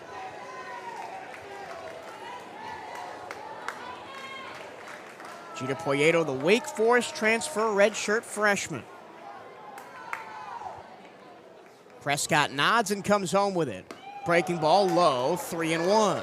And you wonder with velo like that, and the off speed down at 85, if you wonder if there's some control issues that you just kind of have to wait and see. I mean, his ERA is north of 6 on the year. Poyeto in a 3-1 count here. Pitch. Line drive back up the middle, caught by the second baseman. 4-0, throw to first, double play. My goodness. Exit velo on the line drive, 105 off the bat, but straight at 4-0, who made the catch and turned the double play at first because Escobar rightly was racing towards second, thinking that was a base hit up the middle. So the Wildcats get nothing on a hit and nobody left. When we go to the fifth, it's 5-2 Florida State here on the CatEye Radio Network.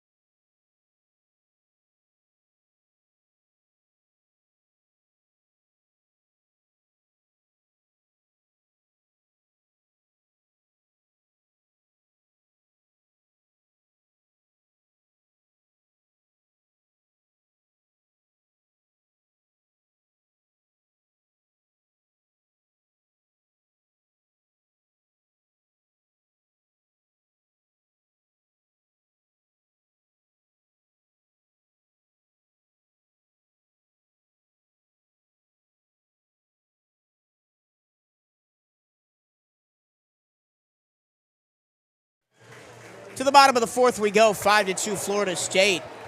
And we go to the top of the order. Gage Harrison stands in. Joel Corey is still on the mound for BCU after giving up 3 in the last inning. Breaking ball outside of the lefty Harrison. Gage Harrison is 0 for 2, popped up in the first, struck out in the second. And Corey deals. Breaking ball, that caught the zone for strike number 1. Corey at 72 pitches right now. I can't imagine he's long for this game with how he looked in the last inning. Ground ball to first. Great glove by Rodriguez. He'll step on the bag, one away. Rodriguez is a guy who does not get a whole lot of shine day to day, game to game with his defense at first, but how many plays did he save in the SWAC tournament for the Wildcats just with that glove and that speed to swipe over and grab a ball like that? A lot of times it was from, defensive miscues that he had to make plays like that, but he's got to be able to get down and do one on a nice hard ground ball there. And as someone who was not recruited as a first baseman, came in as a catcher, has had to kind of reorient himself and be a catcher. First pitch is a ball low to Alex Lodiz. Lodiz 0 for 2, ground out in the first, struck out in the second.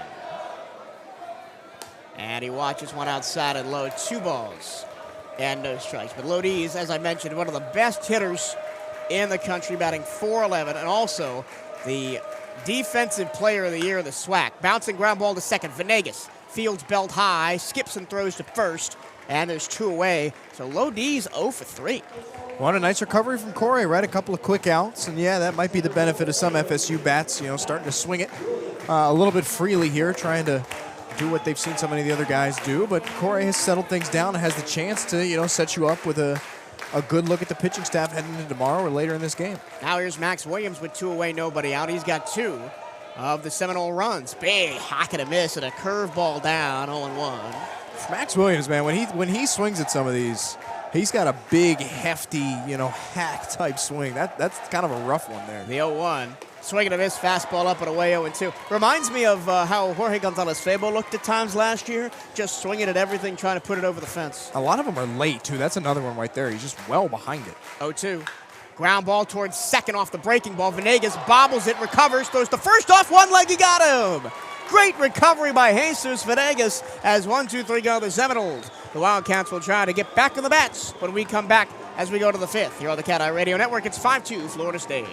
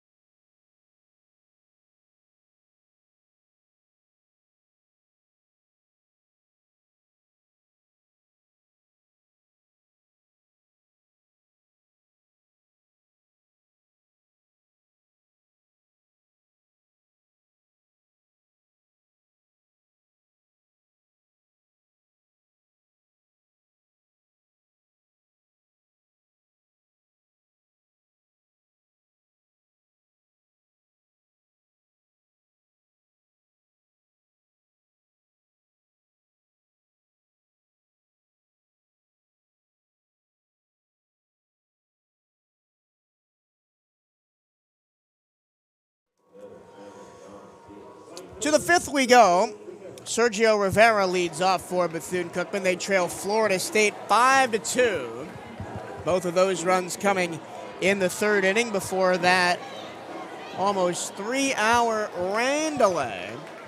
And immediately after the rain delay, FSU put 3 on in the bottom of the third. Big cut and a miss and a breaking ball from Peyton Prescott, who remains on the hill after throwing 9 pitches to get out of that last inning. 1-2-3. Did allow a hit, but the double play got him out of it. Prescott deals to Rivera. Fastball outside corner, strike. 95 on the gun. Now Rivera down 0-2. Rivera singled and scored in the third. That was his first time up. Continuing these bottom of the order's dominance of this lineup. That one, a bouncer to the plate, got to the backstop. And there you see some of the issue with Prescott, a guy that throws super hard, doesn't throw for very long. His longest outing of the year is 3 innings. Now it's a ball and 2 strikes on Rivera. Prescott winds and deals. Fouled away, 98 miles an hour. Rivera just got a piece of it. And the eyes of the Bethune-Cookman hitters are kind of going wide a little bit because they just don't see this kind of speed during the regular season. Even in midweekers, because your guys that throw like this, they don't usually come out on the midweek. Once again, the 1-2. Breaking ball hit him on the arm. And Rivera's going to go to first. Thankfully, that was a breaking ball. He's probably just thankful that was off speed, right? It only comes in at 84 on that one. My goodness. But you're right. Like, even though they have guys up and down this bullpen that can hit those high velocity numbers, it's not often you're going to see that in the midweek. And really, the Wildcats might be better prepared than just about any other SWAC school, save for maybe like a Florida A&M that's in the state, to see this kind of competition week in and week out, and to give them even a chance against that kind of velo. Here's Daniel Figueroa, 1-for-1, singled up the middle and scored back in the third. And he pops one foul out of play on the fastball in on the hands by Prescott. Remember back in that third inning, Rivera led off with an infield single, then Figueroa singled to center. Lee popped up a bunt. Martinez struck out, but then with 2 outs, Jorge Rodriguez knocked a 2 RBI single to, at that point, tie the game at 2. Florida State has since scored 3 runs to make it 5-2. Sergio Rivera dancing over there at first. Fastball upstairs. I would be very hesitant to run on a guy throwing upper 90s. Yep. It's a lot different than running on somebody that's in the 70s like in the SWAC. A lot less time to get that jump. 1 ball, 1 strike to Daniel Figueroa. The righty, Peyton Prescott, comes set and deals to the lefty Figueroa. but not after a spin and a throwback to first. And even that spin and a throwback to first was just rifled in there. It throws off your entire timing. If you're the guy on first, if you're the guy at the plate, you've got to think that 1/10 of a second quicker. Breaking ball off speed, called a strike on the outside corner. That maybe was the best pitch I think Prescott's thrown outside the 99-mile-an-hour fastball. Really deceptive, just caught the corner on its way through. And it's a ball and 2 strikes on Figueroa, and the chance starts again. The 1-2. Figgy swings and misses it, a ball in the dirt. That was a waster pitch, and Figueroa holds his head as he walks back to the dugout. Yep, down and in the dirt. But you're just forced to make that decision one step quicker, right, with that extra tick in velo. You see the Wildcats struggling with it a little bit right there. Here's Darrell Lee, singled on the infield in the first and was stranded at third, and then tried to bunt in the third with 2 on and nobody out, and ended up popping out to the third baseman. He's got Rivera on first, 1 out. First pitch righty to lefty, spinning a throwback to first, Rivera back in there. Sergio Rivera is the Wildcats' best base stealer, 34 on the season. Darrell Lee in second in that category at 23. Wildcats down 5-2. Runner goes, ball pops out of the glove, and Rivera's going to look and maybe got to go to third, and he's going to stay at second. So a stolen base for Sergio as the ball retreats to the backstop, and Carnes has to go back and get it. I think if Rivera was on his horse, he might have had a shot, but he held up and took a good long look round at second. Second stolen base of the day for Sergio, had one back in third. A ball and no strikes to Darrell Lee now. Pitch in the dirt. And on the off speed. And it's 2-0 to Lee. Lee has been, at times this season, a strikeout magnet at the top of the order. As that one, a fastball at 97 right down the middle, and it's 2-1. The redshirt freshman has struck out 55 times. That's second most on the team, only behind Jesus Venegas.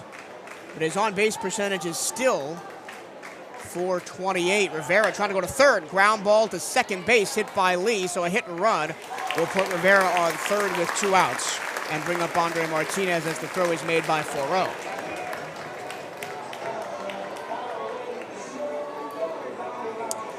Andre Martinez singled on a little blooper to the left-hand side and was doubled off in the first on what should have been a sac fly by Armani Newton because he didn't hold up at second base. That was the end of that first inning. First pitch to him. Swinging a foul back to the screen, 0-1. Then in the third, Martinez struck out with runners on second and third. Thankfully, Jorge Rodriguez came in behind him and knocked both of them in. Sergio Rivera 90 feet away with 2 outs. Ground ball towards second. A running stop by Foro. A spin and a throw to first. A great defensive play. Florida State has been shining defensively in the ballgame. Foro, that's a couple great plays over there at second. And the Wildcats are retired. No runs, no hits, and nobody left. We go to the bottom of the 5th. 5-2 Florida State here on the CatEye Radio Network.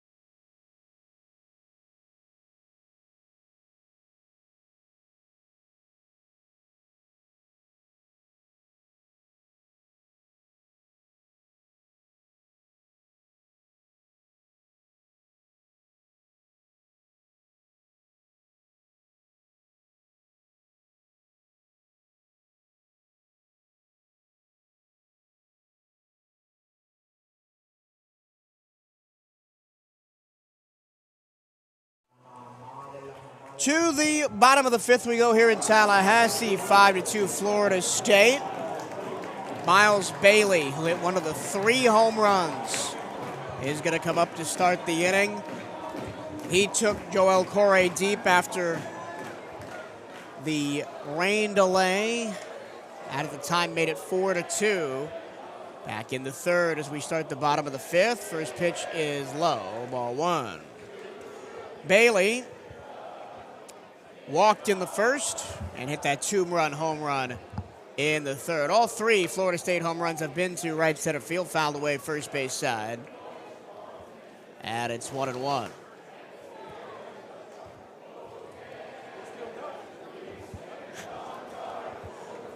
We got "O Canada" being sung for the Canadian Miles Bailey in the box by the Florida State fans. Took me a second to figure out what that was going on. He lines that one to right field down the line. That's going to drop in right in front of Sergio Rivera for a base hit. Yeah, that's a play maybe a week ago in the SWAC with some of the athletes and some of the hits you see out there you might attempt to dive for, but smartly just keeps that one in front of him. At least we know the kind of speed that they may have. Keeps that one close, just a single.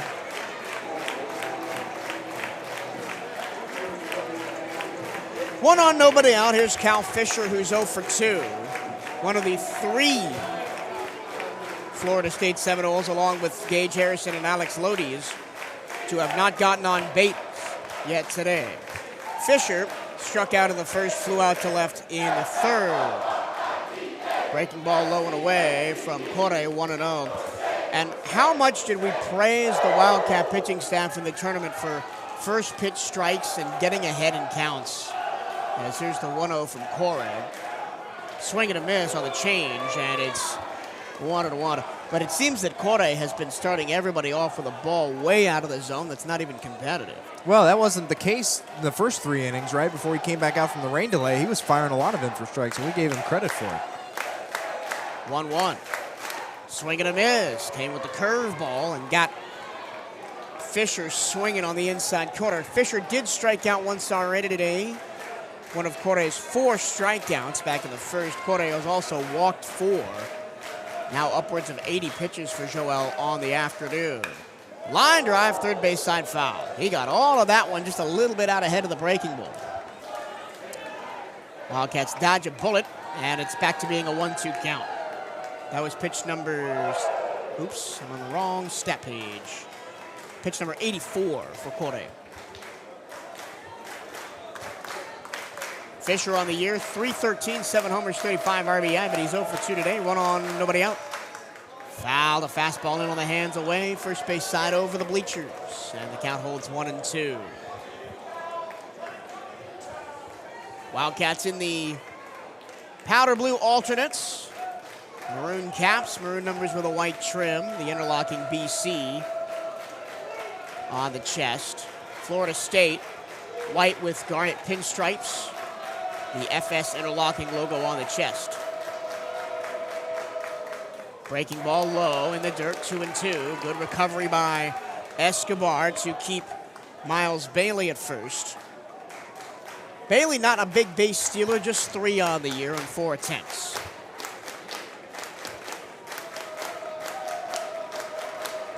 The 2-2 to Fisher. Check swing, did he go? No. And a ball in the dirt, and it's 3 balls and 2 strikes. And how many times have we seen this? And yeah, exactly. Where has this been all day for Florida State is up and down. Started off 0-2. I mean, the first good handful of batters in this game for Florida State were down like that. And they've come back because you just have to make such a perfect pitch or they haven't offered at it.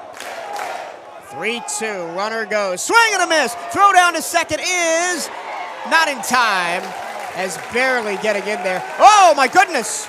Everybody's out. It's batter interference for the second time this week. We saw that at the SWAC tournament, and now we see it against Florida State. There's 2 outs in an inning. Wow, what a swing. You saw it over the third base coach. Florida State very clearly frustrated by it.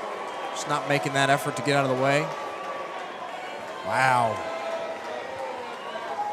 There are now 2 away and nobody on. We saw that in the championship game. Florida A&M was called for it. Maybe it's a Tallahassee thing. Very well could be. Man, that's a frustrating one. So now here's Drew Farreau. Flied out to left in the second. and singled and scored in the third, but has made some terrific defensive plays at second base. 2 away, right to lefty Corey, the pitch. Strike outside corner on the breaking ball down at 81. And it's some no balls and 1 strike. Corey quickly into his windup, popped up, left-hand side down the line. Darrell Lee cruises under it against the gray, cloudy sky, makes the catch. And the Wildcats get out of a jam thanks to the batter's interference. No runs, 1 hit, nobody left. And we go to the 6th inning of play, 5-2 Florida State here on the CatEye Radio Network.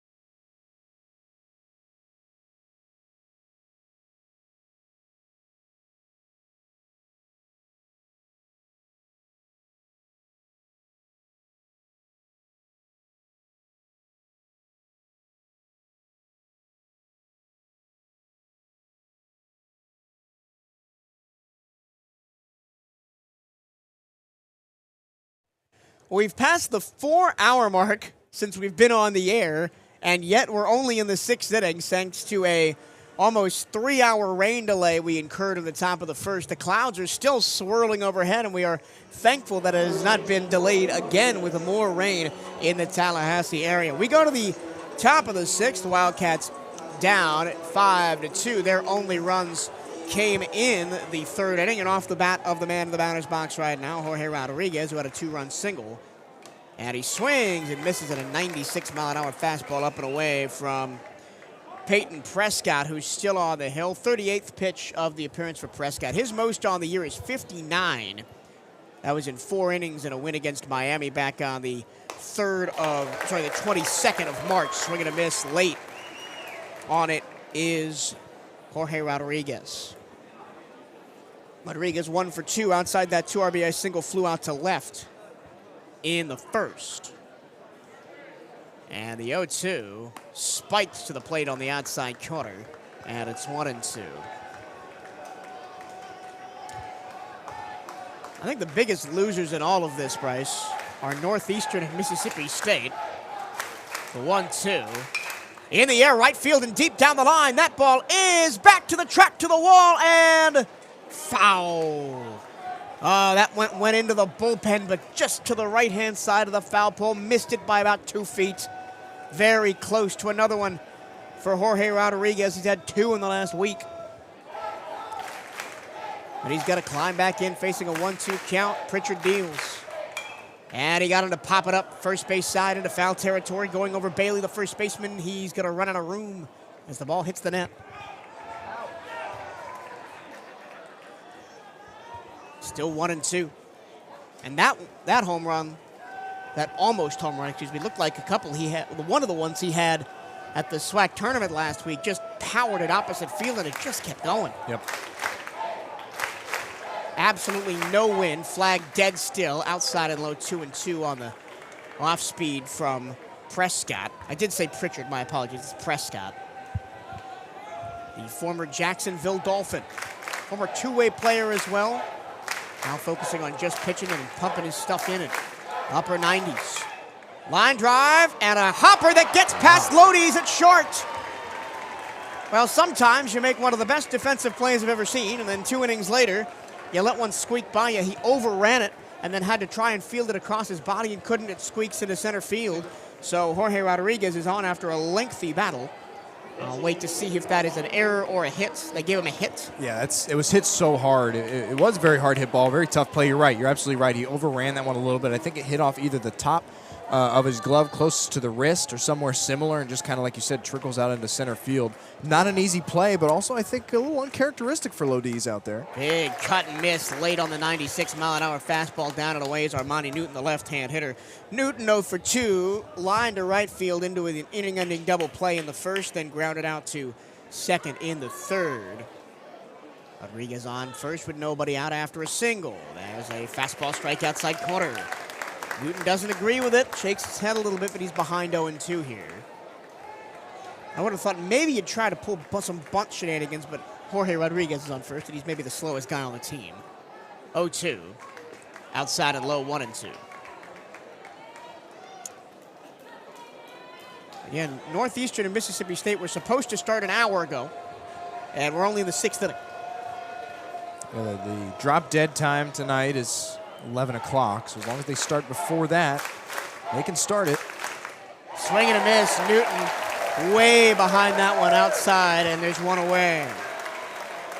And now it'll be Jesus Venegas, who was a strikeout victim back in the 4th, the first batter to pace Peyton Prescott. He also popped out to the shortstop Lodiz in deep left field, but that might be the end. One full time through the order might be all we get to see of Peyton Prescott, as here comes a coach to the mound. I'm not sure if that's Link Jarrett, the head coach, or Micah Posey, the pitching coach. We shall see. Well, no matter what happens this weekend, we'll talk all about it next week on Hail Wildcats Radio, the podcast that takes you behind the scenes of all 15 Wildcat sports programs, hosted by Voice of the Wildcats, Michael Torello, and featuring the expertise of sports information directors Bryce Reinowski and Brian Harvey. Hail Wildcats Radio delivers unparalleled coverage of your favorite teams. Tune in to 1380 WELE Daytona Beach every Saturday to catch the show live or listen anytime on your favorite podcast platforms. That was just the pitching coach. They're going to leave Prescott in to face his 10th batter.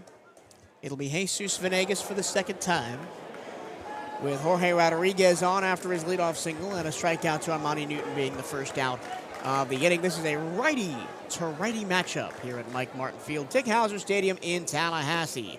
First pitch, swing and a miss. Ball pops away from the catcher. Rodriguez going down to second. Here's the throw. It's not in time. It's all about hustling down the there. slowest stolen base you'll ever see. Yep. Lumbering down there is probably putting it lightly. Again, we said it before the break. Coach has used the term with Rodriguez that he runs with a refrigerator on his back, and that's kind of how that one looked. But give him credit, man. He hustled down there. He almost got thrown out when the ball popped 10 feet away from Carnes behind the plate. Here's the 0-1. Swing, and it tipped back into the glove, and it's 0-2. Jesus Venegas, man, he plays really good defense. He can have really high highs, the 14 home runs, of course, the RBI numbers on the year, which are pretty high, up at 47, but he has been a strikeout black hole. 68 strikeouts on the season. Already one today. He pops that one sky high, out of play over the grandstands, and it's still 0-2. And really, the further this thing goes on, the more you've seen the chances throughout this game that have been spread out for these Wildcats that, if it ends like it does now, you can point to and say, it feels like we should have been in it. This is another one right here where you can have a run if you can put one in the outfield grass. I'm not sure about that. Well, you're probably right. You're going to have Rodriguez to really gap you're one. right. You're going to have to really gap one to get Rodriguez home here. Here's the 0-2 to Venegas, one out runner on second. Prescott deals. High pop. Out of play behind the plate. And it's 0-2 again.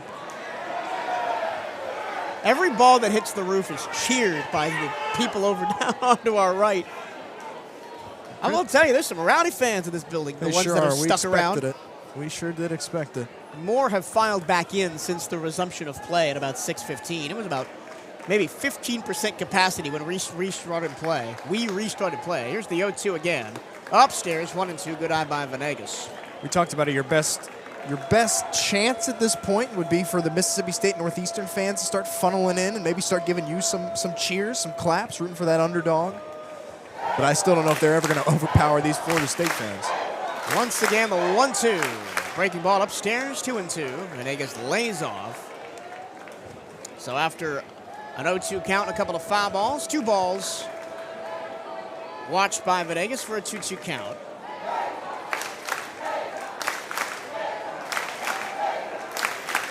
Prescott winds and fires, swing and a miss. Fastball up and in, got it.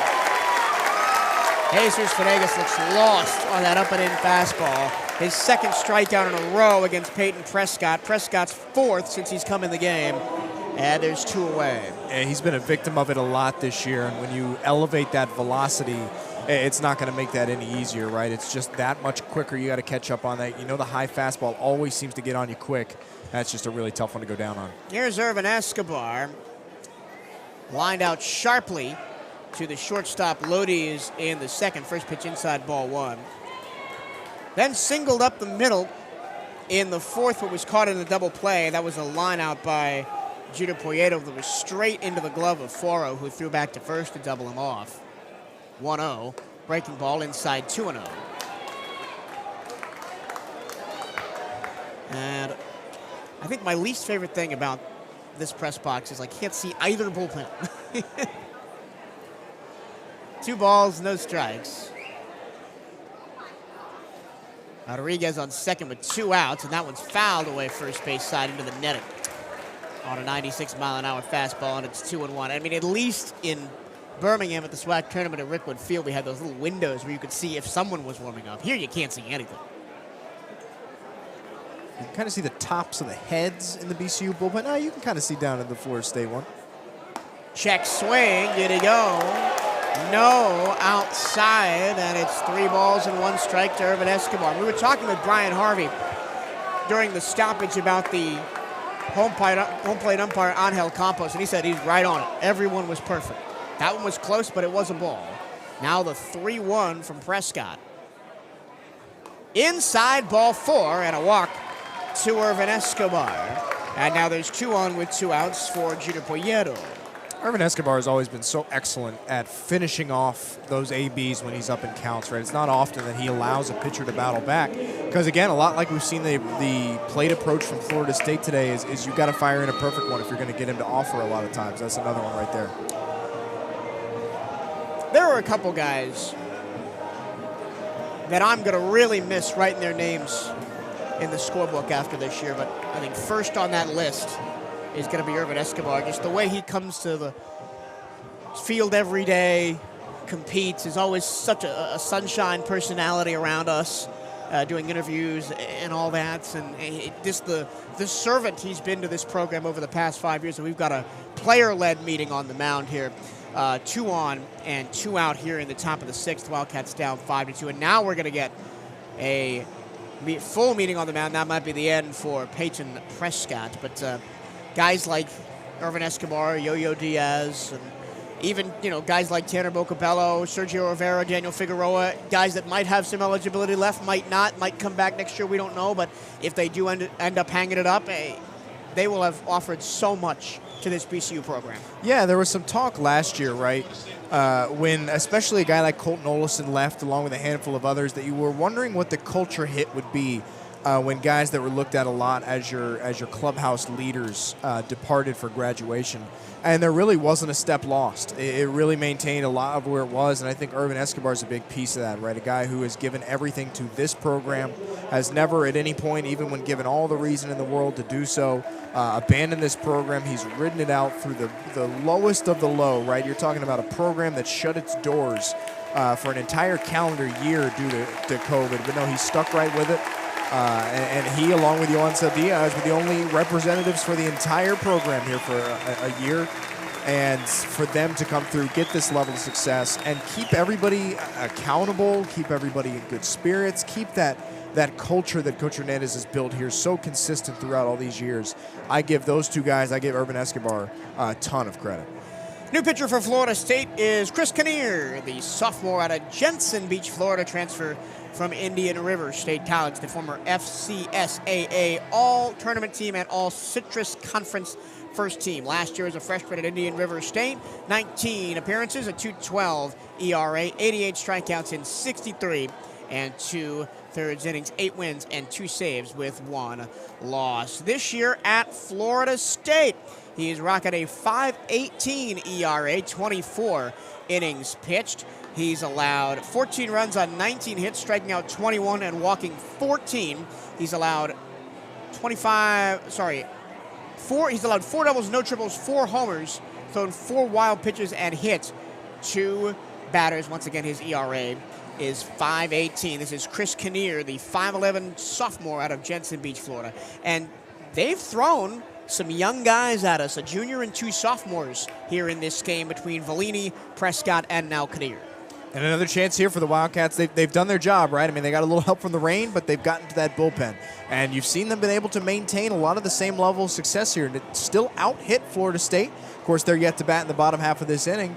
But you have out-hit them thus far in this game. The bats have not really been a downside for the team thus far today. You got another chance to reset here, but a lot of what this Wildcats team has done so well throughout the course of the calendar year. And if you want to extend it further back, to when Coach Cartaya took over the hitting coach duties, is they've adapted well and they've adapted quickly.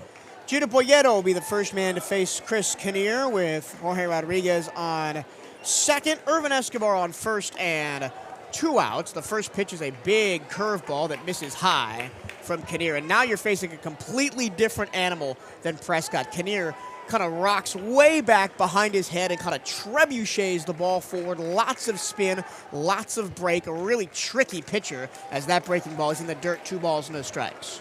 Kind of got that slow windup, but then you see that quick release at the end. He brings that ball all the way back by his belt line before whipping it over his head, straight over. A 2-0 to Poyeto with 2 on and 2 out.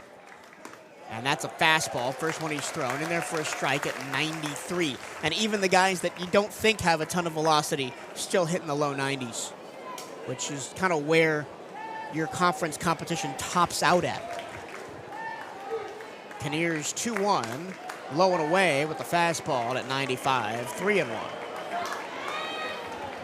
And it may not be as extreme as when you're in conference play, but the same principles still apply. You know, let pitchers beat themselves if they can't find the zone, and take what the pitcher gives you.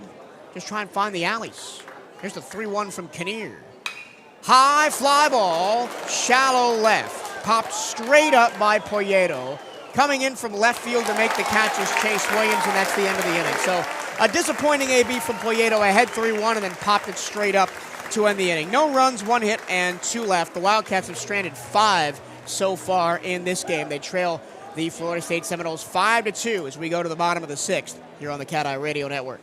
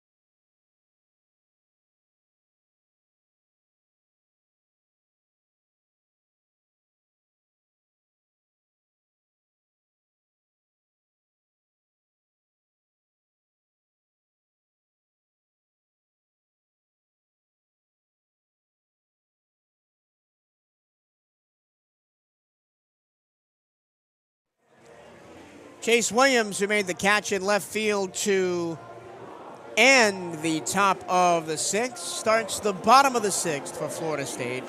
Joel Corre at 94 pitches is still on the hill for Bethune-Cookman, as he'll face the lefty Williams, first pitch in the dirt, ball one. Williams, solo shot in the second, singled in the third, and was stranded on third. Check swing, strike called on the breaking ball outside corner. Williams checked so hard he stumbled out of the box and has to climb back in. Now the 1-1 on Williams. He's batting .362 on the year. And he fouls one away left-hand side. That hit the light pole and ricochets right back onto the field. Yep. How do you like that? That's a 1 in a million. Let's give Corey his credit, right? Because we talked about how long we've been out here now. It's hitting the 4-hour, 15-minute mark that this guy's had to stay loose. He's had to keep throwing. He's had to face competition. It's been a long day, and he's still out there. Breaking ball. Strike three called outside corner. Oh, baby, what a pitch from Corey. His fifth strikeout sits down Williams, and there's one away. All right, Williams knew it, man. He absolutely knew it. He saw the frustration. He knew he was about to be rung up. Walked off. Corey, man, managed to pick it up. I mean, it took him a few batters. We were worried it might be time, but he has figured it out. Here's the designated hitter, Hankerson. Fouls one back to the screen, 0-1. Hankerson walked in the second, was stranded on second, then hit an RBI ground out in the third to score the fifth and final run for the Seminoles so far. And he fouls one away left-hand side, right off the roof and right back into the field of play again. My That was the 100th pitch for Joel Corey. Only 58 of them for strikes, which is not a great ratio, but all credit to him, right, for just fighting through it and really giving the Wildcats their best chance tomorrow with saving arms out of the bullpen as Hankerson fouls it away again. Count holds 0-2. And the other thing, right, if Northeastern and Mississippi State do get that game in tonight, we're scheduled to play at noon tomorrow in the elimination game. That's not a ton of rest for the team coming out of the other side of the bracket. High fly ball down the left field line, tailing, foul, and just over the wall. Darrell Lee had it tracked the whole way. Did it hit someone down there? Oh, he tried to catch it. It was off the hands or maybe off the wrist of the fan down there at the end. You could tell he was feeling that one a little bit. Maybe ill-advised how hard that ball was hit. Yeah, right off the wrist. I just saw the replay on the video board. Yeah, nailed pretty good. Go to the concession stand to get some ice on that. Strike three! Breaking ball rung up Hankerson. Two straight backwards Ks for Joel Corey on pitch number 103. And there's 2 outs in the inning. And he's feeling it, right? I mean, it might be a little bit of a deceptive 103 just because of how long that layoff was, right? He's got a little bit extra in the arm and clearly still able to find the zone. How impressive is this from Corey? Here's the 9-hole hitter, Hunter Carnes. He's 0 for 1 with a strikeout and a walk. Fastball outside corner, strike one. The right-hand hitter, Carnes. I mentioned how lefty happy this FSU lineup is. Carnes, one of only 3 as that breaking ball comes inside ball one. Right-handed hitters in this lineup to join Alex Lodiz and Cal Fisher.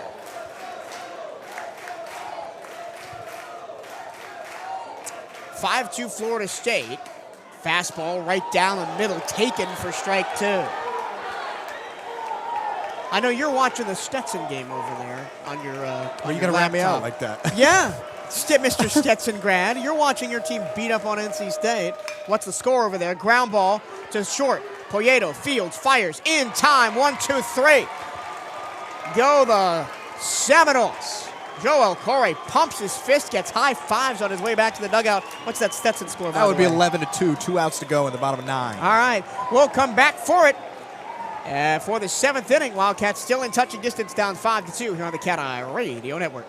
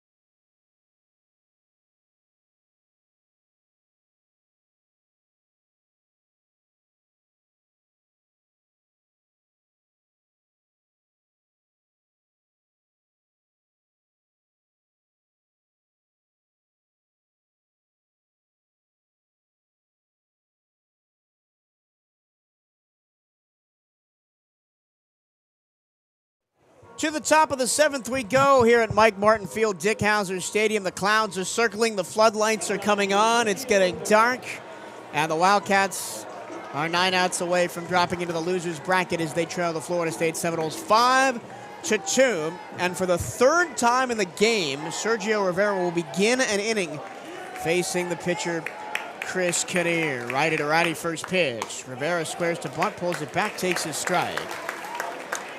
And it's 0-1. Sergio Rivera, of course, the senior from Puerto Rico. Started his collegiate career at Florida Southwestern before finishing the last couple of years here at Bethune-Cookman. The .321 hitter will foul one back to the screen off the 92-mile-an-hour fastball by Kinnear.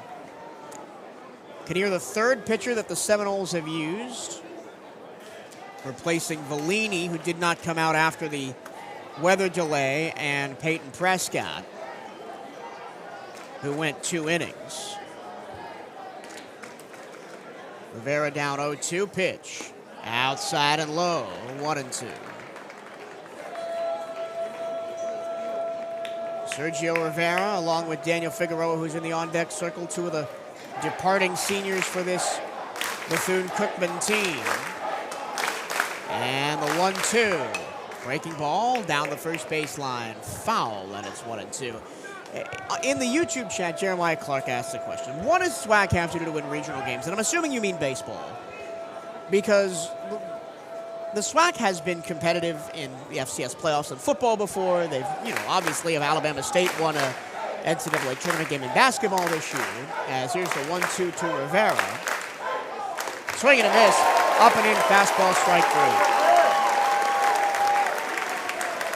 A lot of strikeouts for the Wildcats today. That's the 7th K for the maroon and gold. And now here's Daniel Figueroa, who's 1 for 2. He has one of those strikeouts in the 5th inning, singled and scored back in the 3rd.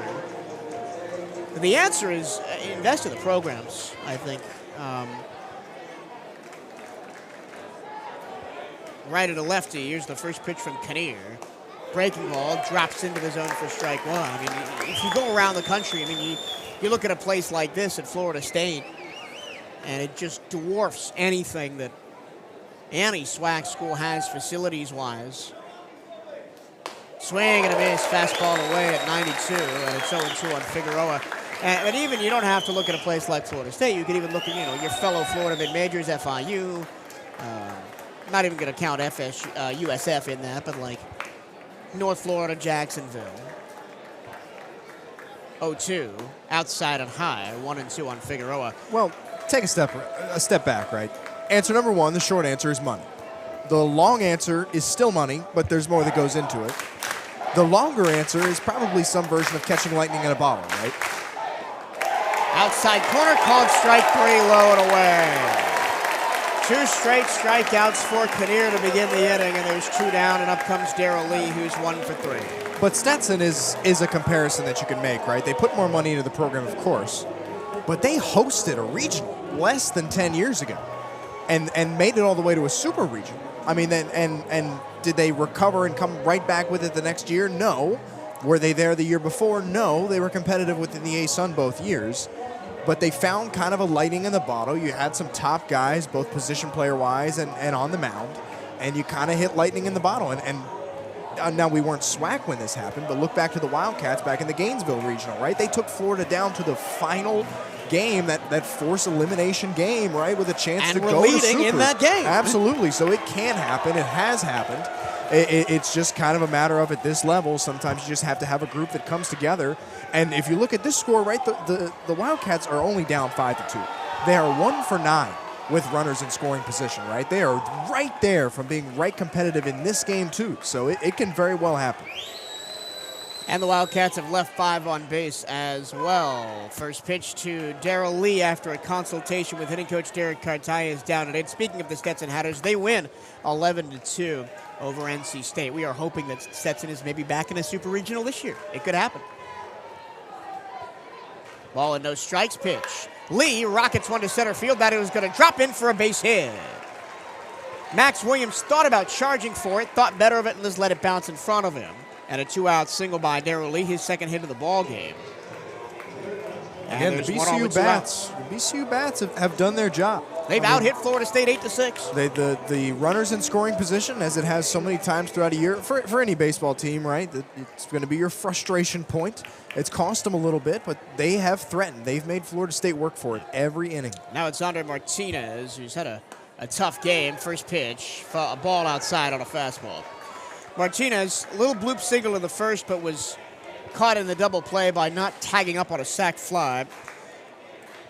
Then struck out in the third and grounded out to second in the fifth. Now, to be fair, that was a great play by Foro at second. He puts a charge into one, but foul over the bleachers, and it's 1-1. You think the potential of being one home run away from a school record is weighing on his mind a little bit as they show his home run on the ESPN replay to beat Florida A&M, to walk it off, to send the Wildcats to this regional? Breaking ball outside, 2-1 on Martinez. I don't think so. I think for Martinez, right, he's already done so much this season. 20 home runs speak for themselves, especially when you're talking about setting up a career going forward, whether it be here, professionally. He's done his job. I don't think a record means a whole lot to that guy, especially a guy who just got to the program, right, just 1 year in. 2-1, fastball spiked by the pitcher, Kinnear. And it's 3 balls and 1 strike to Martinez. 5-2, Florida State, 2 outs, top 7 with a runner on first and Darrell Lee after his 2-out single. Pitch from Kinnear. Swing and a pop fly, back behind the plate and out of play. And it's 3-2. But you can definitely see him hacking. I mean, he sees those short porches in both right and left because you know he's someone that's got uppo power. And he's trying to put one over the wall out there. And the walls out in the outfield here at Dick Hauser are not very tall. Here's the 3-2. Pop fly, shallow right. Going out is Foro, the second baseman. He'll make the catch to end the inning. No runs, 1 hit, and 1 left. And we go to the bottom of the 7th, 5-2, Florida State. Here at the 2025 NCAA Regional on the CatEye Radio Network.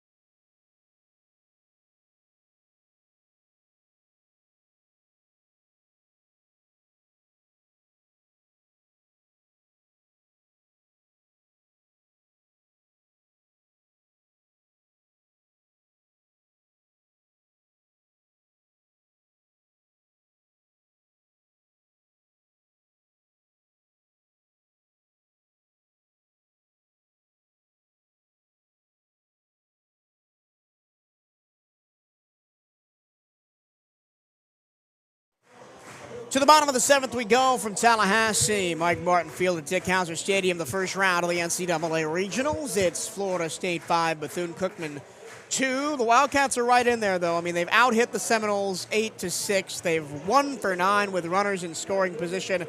A base-running gaffe in the first by Andre Martinez could have you right back in this game. And you got to kind of take those licks on the chin. As standing in as the top of the order, Gage Harrison, the right fielder. First pitch to him is low from Joel Corey. That's pitch number 108 for Joel Corey, and that is by far the most of this season and the most of his career in an appearance. That one a changeup outside. Called strike, 1-1. And Corey continues to work fast. He's already into the windup for the 1-1. High pop, shallow left, coming in Lee. He will track it for out number 1. There's plenty of game left here, right? And the Wildcats can still very easily mount a comeback, or it can go the other way. But Coach Hernandez is not a guy that's going to make excuses.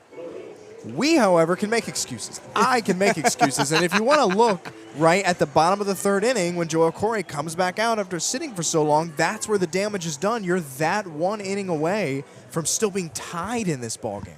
Alex Lodiz now he's 0 for 3, 2 groundouts and a strikeout against Corey, who deals. High pop on the infield, third base side. Poyeto and Martinez both there. Poyeto gloves it out number 2. I mean, man, for Corey to settle down, I just know that the fight that goes on between every half inning, right? Corey begging to come back out, fighting with his coach to get back out on that mound, the grit that it takes to want to do that against this team, especially with the way that third looked. I mean, for him to settle down this way is so impressive. If he goes 1, 2, 3 here, I'm sure he's coming right down for the 8th. 100%. Wildcats trying to set up for tomorrow. That one gets away from Corey and bounces to the backstop. A ball and no strike to Max Williams, who has one of the 3 Florida State home runs. A solo shot in the first at the time gave Florida State a 1-0 lead. Other than that, Williams walked and scored in the third. Came in on the home run by Miles Bailey, who's in the on-deck circle. Ball outside 2-0. And then grounded out to second in the fourth, his final time up. Slow grounder down the first base line. Fielding is Rodriguez. Flips to the covering Corey, who stamps on the bag. And that's out number 3 on just 8 pitches for Joel Corey. He's set the last 8. Seminoles down in order. And the Wildcats are down 5-2 as we go to the 8th here on the CatEye Radio Network.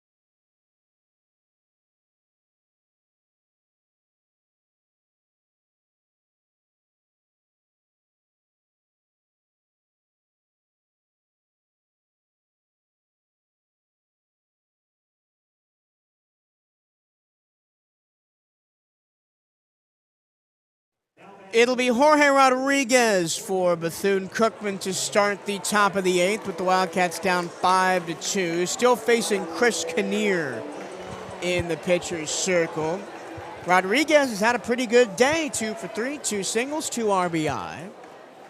First pitch to him, a breaking ball up and in, ball 1. And Jorge Rodriguez is someone who is deserving of that almost 400 batting average on the year. He was over 400 for a good part of the season, just dipped below it maybe in the last month or so, and he puts one in the air to left field. That's not very deep, though. Chase Williams will come in and squeeze it for out number 1. No kidding with Rodriguez, right? Doesn't work out for him there, but guy who doesn't run as fast as many, and he doesn't get a whole lot of cheap base hits either, right? I mean, the guy that felt slighted coming into the postseason, not getting any all-SWAC love. I think part of that's probably just because he had the split position where it's some catcher, some DH, some first base, probably split some votes. Left fielder's getting a lot of love today. That's the 9th putout to left field combined in the ballgame. First pitch to Armani Newton is down low and away, ball 1 to the left-hand hitter, 1-0. And you can't talk about Florida State baseball without talking about the guy we didn't see tonight, Jamie Arnold. Yep. He will go tomorrow. I mean, All-American, all-everything, top 5 MLB draft pick, a 3 ERA, one of the top pitchers in the country. We're kind of glad we didn't see him today. Yep. The 2-0. Newton, big hack and miss.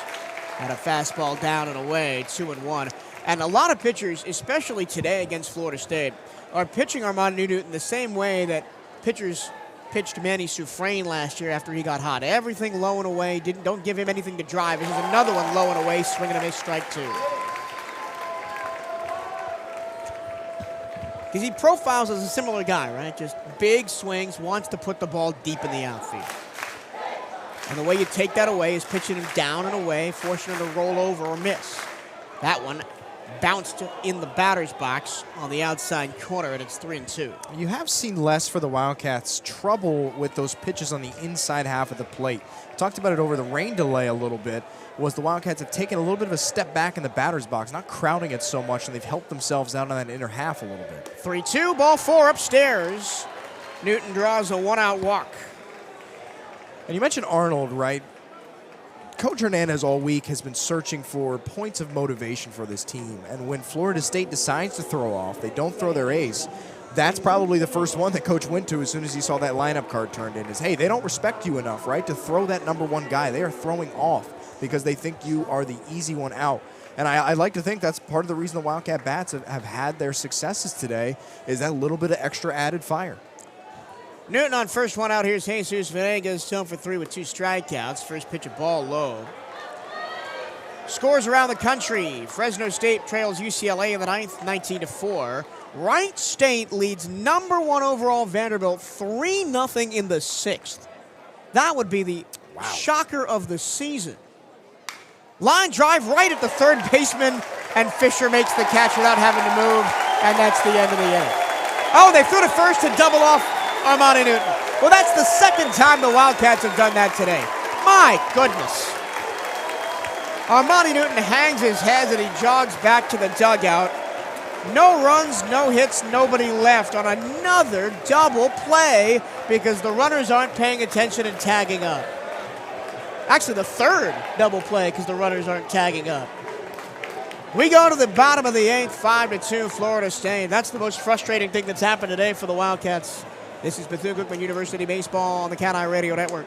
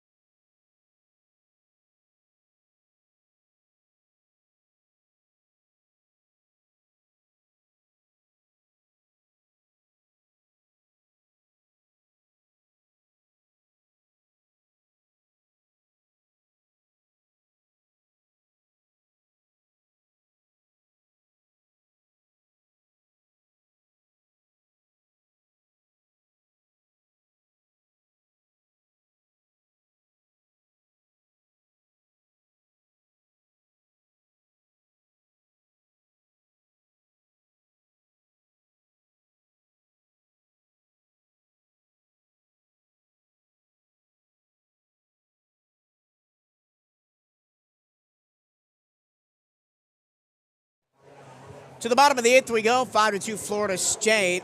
Joel Corey's coming back out, by the way. Unbelievable. Goodness. He might throw 120 pitches tonight. My goodness, he might. I think he might throw 150 pitches tonight. Miles Bailey will be the first man to face him. He's been on base 3 times, walked in the first, homered in the 3rd, 2-run home run, and then singled in the 5th, but was caught going to try to steal second on batter's interference. First pitch, a breaking ball outside to Bailey. And the count is 1-0. Bailey from Tallahassee, Florida. Lincoln High School right here in the state capital. Bounce to the plate, 2-0. But for the Wildcats, you've got to be prepared to take Corey out if things go south, right? Because you still got to feel like your bats can get you in this game, even with 3 outs behind. I mean, right? How many times have we gone to the 9th with the Wildcats down by 3 this year and gone, yeah, we're good? Yep. Now, against Florida State, maybe not. But right. And Pablo Torres is still warming out in that bullpen, as I think he has been off and on for much of these last couple innings. 2-1 way upstairs, 3-1. And this is kind of how it looked right after the rain delay when we thought Corey wasn't going to last past the 3rd inning, just missing badly. 3-1. Ball 4 in the dirt. Leadoff walk to Miles Bailey. And, it's probably a matter of time for Corey. Here comes Coach Hernandez. That might be the end. But if you pull him here, do you go to Torres? Or for just 2 innings of work, do you maybe go to someone like Word or Lastra and kind of throw in the towel a little bit here? Well, I don't even know quite necessarily if it's throwing in the towel, right? And I think that the key is I think it's going to be Pablo Torres who's going to trot out here in just a second when that bullpen wall opens. You're not in the SWAC tournament anymore, and you have to throw your best shot. And that's in every game, right? In a game as close as this, they believe that that's Pablo Torres. Pablo Torres is getting a standing ovation from the Florida State crowd here at Dick Hauser Stadium. The sophomore has gone 119 pitches, 7 full innings, 7 strikeouts, 5 walks, 5 runs on 6 hits. He did all he could. Herculean. I mean, really Herculean, right? Coming out after that rain delay, and it didn't look good. You take away that 1 3-run inning, and you're talking about 2 runs through almost 8 innings of work against Florida State, right? That is massive. I mean, that is so much more than you ever would have hoped to get out of Joel Corey, a guy that fought for his chance to be out there every single inning, fought for his chance just to come back after the rain delay, right? We thought we were going to see Pablo Torres trot in after everything. But no, Joel Corey comes right back out and did it by the same recipe that we've preached all year, right? Attack guys, go right at guys. He nibbled really early in the game, but really I think as he was forced to attack, as the fatigue on the arm kind of didn't allow him to try to pick corners as much, he just went at Florida State, and he had so much success. I mean, you're talking about, while the numbers don't necessarily look the best of any start this year, that's one of the most impressive starts we've seen from any BCU starter this year. It'll be the former SWAC Reliever of the Year and preseason SWAC Reliever of the Year this year, Pablo Torres, the junior out of Orlando, Florida, and Central Point Christian Academy. But he's been sidelined most of the year with an injury. Only 9 appearances, 2 of those coming in the conference tournament. A 6.18 ERA. I mean, he's had to start a couple games because of some injuries in the pitching rotation to Tanner Bocabello and even Joel Corey at times. Remember when we thought Corey's year might have been done about a month and a half ago when he went down with that shoulder injury? Absolutely. I mean, we were worried about it, and now we look up, and here we are. Torres is an interesting one, right? Because he's kind of been thrown back and forth, right, between this reliever mentality and starter mentality. And when you talk to Coach Hernandez, he'll tell you it's the same. He'll tell you the approach is the same. The velo will stay the same. It's a consistent mindset, pitch to pitch, regardless of the situation. But it's got to be tough, right, because you were the closer last year. That was your role. And you see it even in the major leagues where guys are put in that spot, and that's the only spot that they can succeed. And it's not to say that Torres can't do a little of both. We've seen him good at times as a starter. We've seen him great at times as a reliever. Even in the SWAC tournament, right? He did what he had to do. It wasn't necessarily, perfect in the tournament, but he did what he had to do as a starter, and he's back in reliever mode here. We'll see what he has. So with 1 on and nobody out of the 8th, Wildcats down 5-2 against Florida State. The righty deals up and in to Cal Fisher. Fisher 0 for 3, 2 strikeouts and a fly out to left in his 3 plate appearances. Full numbers on Pablo Torres. Here's the 1-0 in the dirt, 2-0. 27 2/3 innings pitched, a 6.18 ERA. He's allowed 25 runs on 35 hits, 19 earned. Striking out 20 and walking just 6, but he's behind Cal Fisher 2-0. And now 3-0 as that fastball is inside and low. Oh, boy. We saw this in the championship game, right? Wildcats went to the bullpen and just kind of fell apart in the middle of the game. 3-0. Inside ball 4. 4-pitch walk. 2 straight walks to start the inning across the pitching substitution. And there's 2 on, nobody out, in Florida State in danger of breaking this one open here. They'll turn it over to Drew Farrow. Farrow, 1 for 3. Singled and scored in the 3rd, other than that flew out to left twice. This is the first time Florida State's even really threatened since that 3rd inning. They had 1 base runner, 4th, 5th, and 6th, and 7th. Just 1 base runner in those 4 innings. Now Torres righty to lefty against Farrow. First pitch, a fastball up and out at 91 miles an hour. Ball 1, 5th ball in a row. And if you're wondering what the approach behind Torres looks like, Robert Lastra is warming out in the bullpen behind him. And Irvin Escobar is going to go talk to his friend Pablo Torres out there on the mound. Oh boy, this could get ugly for the Wildcats. And we've kind of maligned the bullpen at times this year. At times they've looked good, at times they just can't get an out, can't throw a strike. And there's a reason why the Wildcat Bats have had to win so many games this year. And I think this is a good decision, right, by Escobar to go out there, especially when the crowd was roaring as loud as it has since that weather delay, to go out and take a step back and calm everybody down a little bit. But with no Hasmin warming, with no Yoancel Diaz, I mean, the Wildcats are now showing a little bit, and that could change if the Bats get going a little bit in the little time they have left. But they're showing that they're going to try to save some arms for tomorrow. 1-0 to 4-0, 2 on 2 walks. 4-0 swings and dribbles at foul first base side, 0-1. Maybe just seeing that one strike go on the board is what Pablo Torres needs. Nike is the official outfitter of the Bethune-Cookman Wildcats. Gear up on the newest BCU Nike gear at Nike.com/Bethune-Cookman Wildcats. Here's the 1-1. In the dirt, low and inside, 2-1.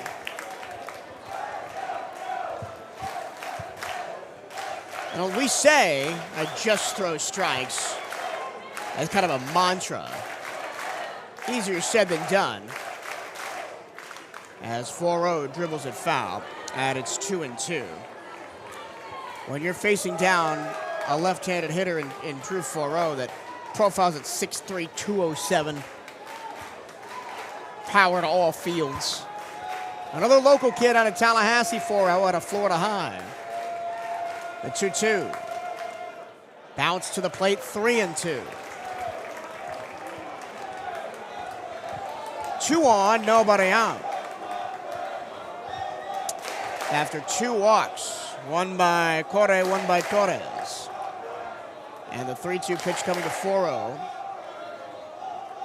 Pablo Torres gets a called strike, 3 outside corner, and a strikeout. And Drew 4-0 knew it as he puts his head down and walks back to the dugout. Yeah, from our angle up here, it looks a little further outside. I think that's part of because 4-0 stands so far away from the plate, so he's got a little bit of a vulnerability on the outer half of the plate. He's so far back in the box, and you're right, he knew it. That was a really good pitch. Both teams have struck out a ton today. Bethune-Cookman struck out 8 times. Florida State struck out 8 times. Torres deals, breaking ball, strike at the letters to Chase Williams. Williams 2 for 3, a home run in the second, a solo shot. Singled in the third, struck out looking in the 5th. The 3 plate appearances for Chase Williams. 1 on, 2 out. 5-2 lead for Florida State in the bottom of the 8th. I almost said Florida A&M. They are right across the train tracks, just down the street. Drove past their campus last night trying to find the hotel. Here's a 1-1. Swinging a ground ball foul back into the Florida State dugout. It's 1-2. Tallahassee's a weird town, man. Weird little town down here. You're going to go on the record saying that? I will go on the record. You can come at me all you want. It's a weird place. A ball and 2 strikes on Chase Williams. Pablo Torres checks the pitch count. Now comes set.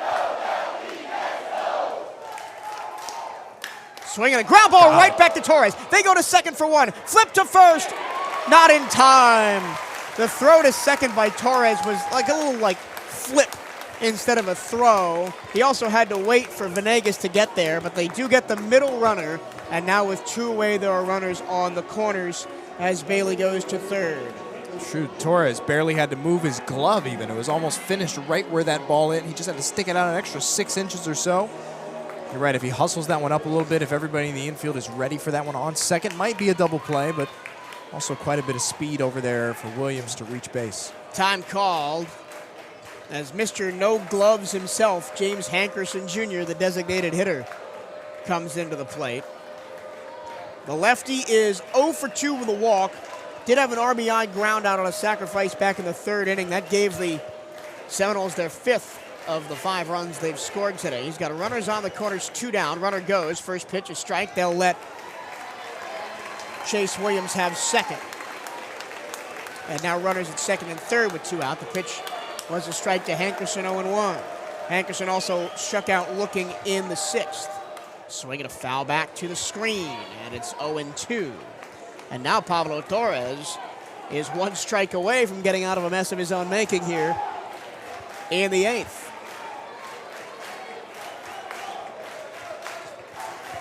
Oh, 2, righty to lefty. The pitch to Hankerson.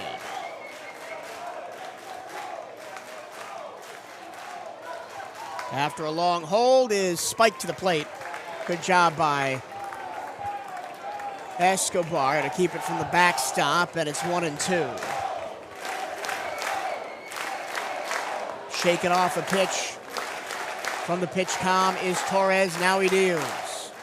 Bounced away. Here comes the runner to the plate, and for the first time since the 3rd inning, Florida State is on the board. A wild pitch scores Miles Bailey from 3rd, and it's 6-2. Well, you can only keep Florida State quiet for so long, and it's kind of a predicament the Wildcats have found themselves in so many times, where you've seen a guy, a starter, even if he doesn't have the best stuff late in an outing, just getting him out of the game is enough to kind of crack open that door just a little bit. Now 6-2, still 2-2. The pitch, swinging a ground ball towards first, fielded by Rodriguez. He will flip to the covering Torres, and that's the end of the inning. A run on no hits and 2 left on. And we go to the 9th. Wildcats down 6-2, 3 outs away from dropping into the losers bracket, but a valiant effort by the Maroon and Gold this evening. We're back for the 9th here on the CatEye Radio Network.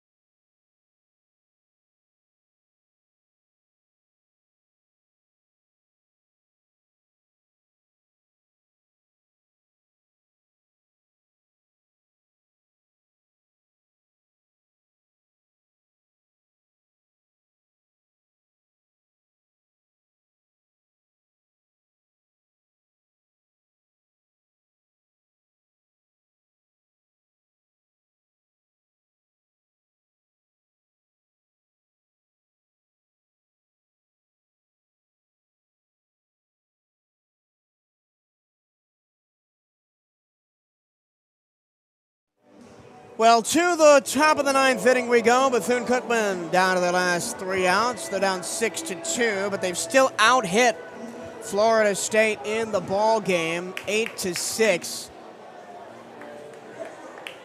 Stranded 7 runners, or 1 for 9 with runners in scoring position, and a couple of base running gaffes. They've been picked off on doubled off on line drives or fly balls for double plays 3 times. The new pitcher to try and get Florida State out of Dodge is John Abraham. First pitch, a big breaking ball strike to Irvin Escobar, who's 1 for 2 with a walk.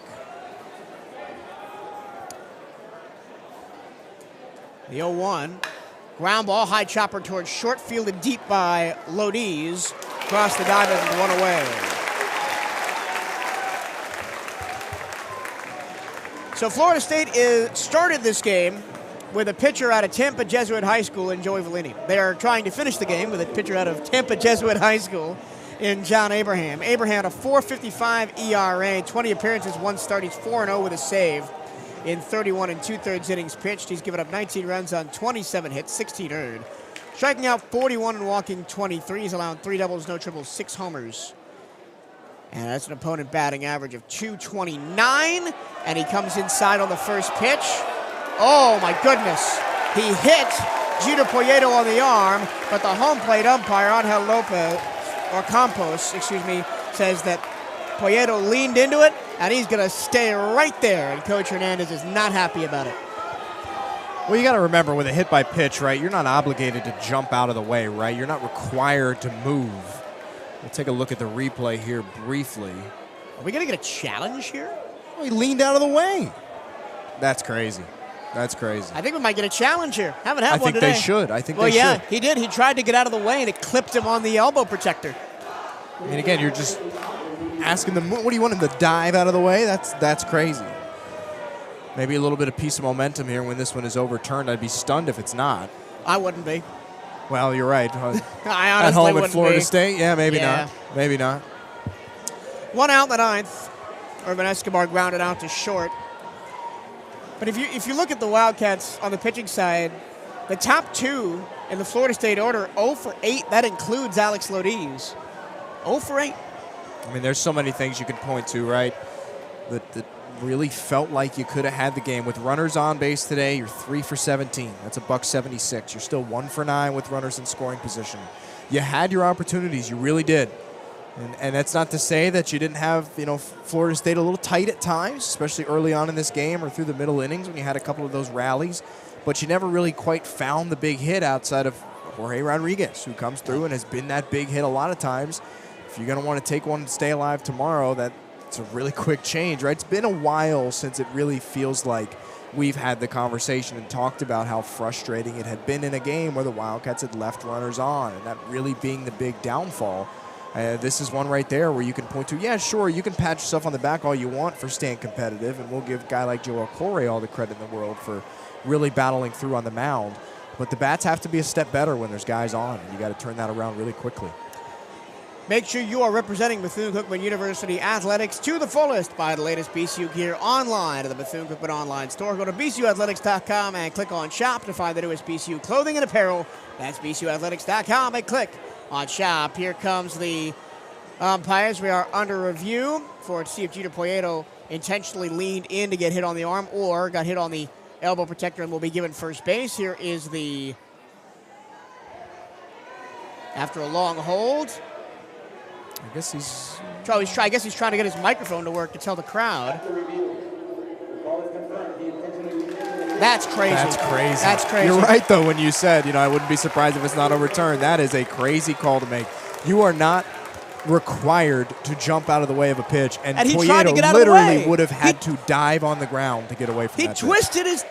He twisted his torso to try and get out of the way. That's unbelievable. That is unbelievable. It is. That's insanity. That's an insane call. So that's a strike. Now it's 0-1. So after a long wait, Abraham deals. Line drive, bouncer into the glove of Lodiz. He throws across the diamond in time to away.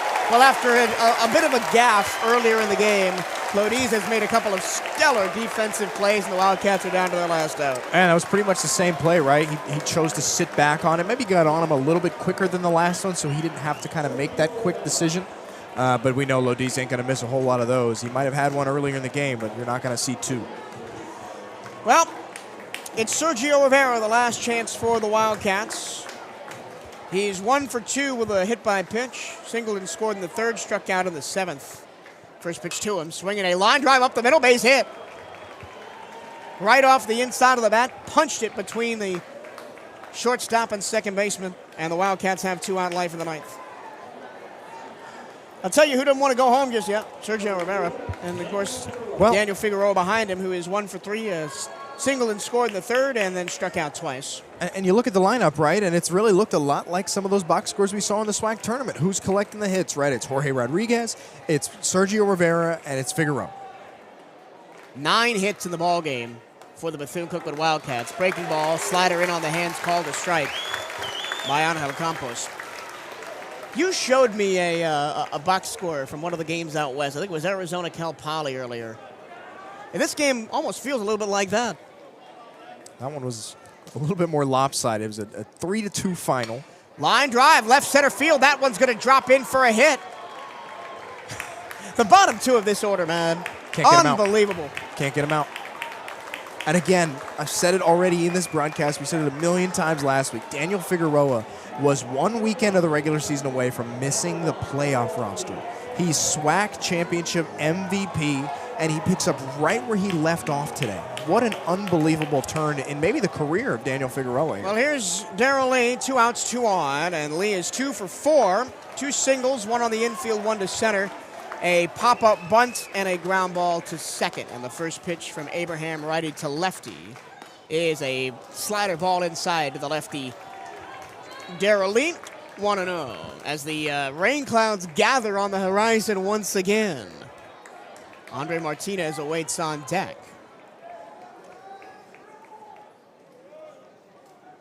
Abraham checks the runners and from the stretch deals.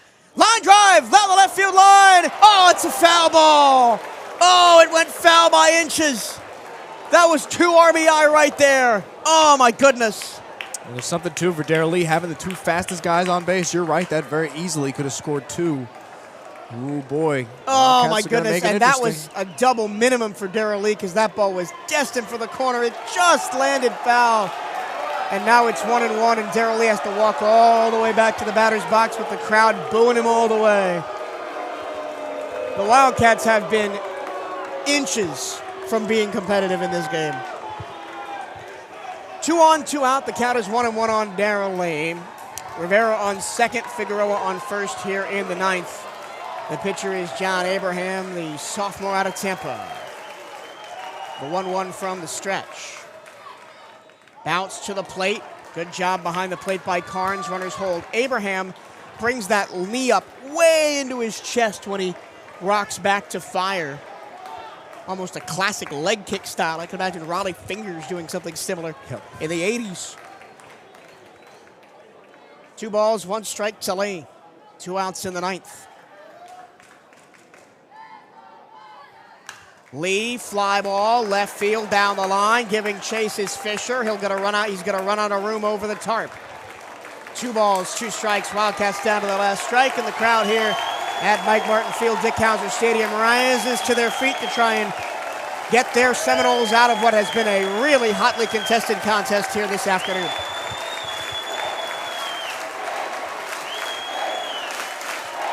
Two on, 2 out, the pitch. Swing and a miss, curveball, and that's the end of the ball game. Abraham never showed the curveball until right at the end. Only threw it once. Darrell Lee didn't know it was in his arsenal, and he got a swing and miss. Florida State wins this one 6-2. But the Wildcats strand 8 on base and are 1 for 10 with runners in scoring position.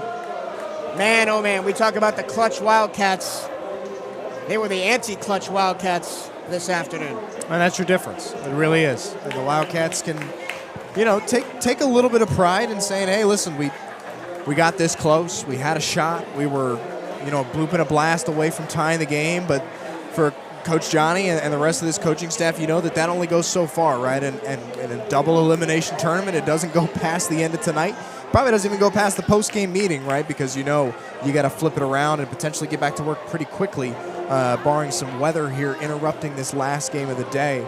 But man, 1, 2, 3 swings in this game can really be the difference. I mean, if you want to look all the way back to Andre Martinez getting doubled up in the first inning of the game, that's an extra run. That's one pitch closer. That's one run closer, and you're right there. Even talk about Darrell Lee, right? Popping up with two guys on, just trying to get runners over. There's a couple runs maybe right there. Yep, and then that's what a lot of times, you're forced to do as a mid-major program, as one of these 4 seeds in this tournament, just trying to come in and find your spot, is trying to find those points of life. But I think the Wildcats, in many different ways, showed up and showed out.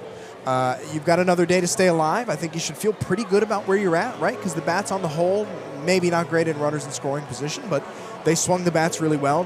Joel Corey gave you all the chance in the world to be as flexible as possible tomorrow. I think you'll see everything the Wildcats bullpen has to offer.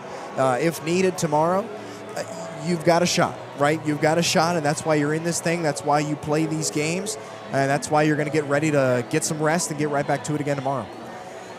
I'm trying to find the final line score. Who did they give the win to? Was it Vellini? Because the Wildcats never led? Well, he finished the third, right? So would have been tied. No, he did not. Well, he finished the Prescott top of the third. got the win. Yeah, Prescott got the win. Okay. Prescott got the win. Because he came in a tie game. Yep. So Peyton Prescott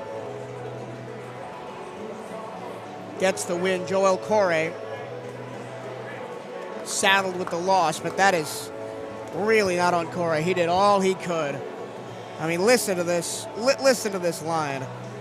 7 innings, 6 runs, 6 hits, 7 strikeouts, 5 walks, 119 pitches. He put you in a position. He kept you close. And what did our SID Brian Harvey say to us this morning? We always play the 1 seed close every time we get into the regionals, and we did it again tonight. And really, save for that last run. I mean, a 5-2 game looks and feels a lot closer than a 6-2. You really were right there. And to give Corey one more bit of flowers, man, he was on the mound. He was staying mentally, physically, emotionally alert and available for 4.5 hours, right, sitting through that rain delay. That is so hard to do. It's something you do not do. And, I saw a comment on one of our social media profiles earlier in the day that's saying, if you're a coach, how can you possibly put your arm in a position to do that?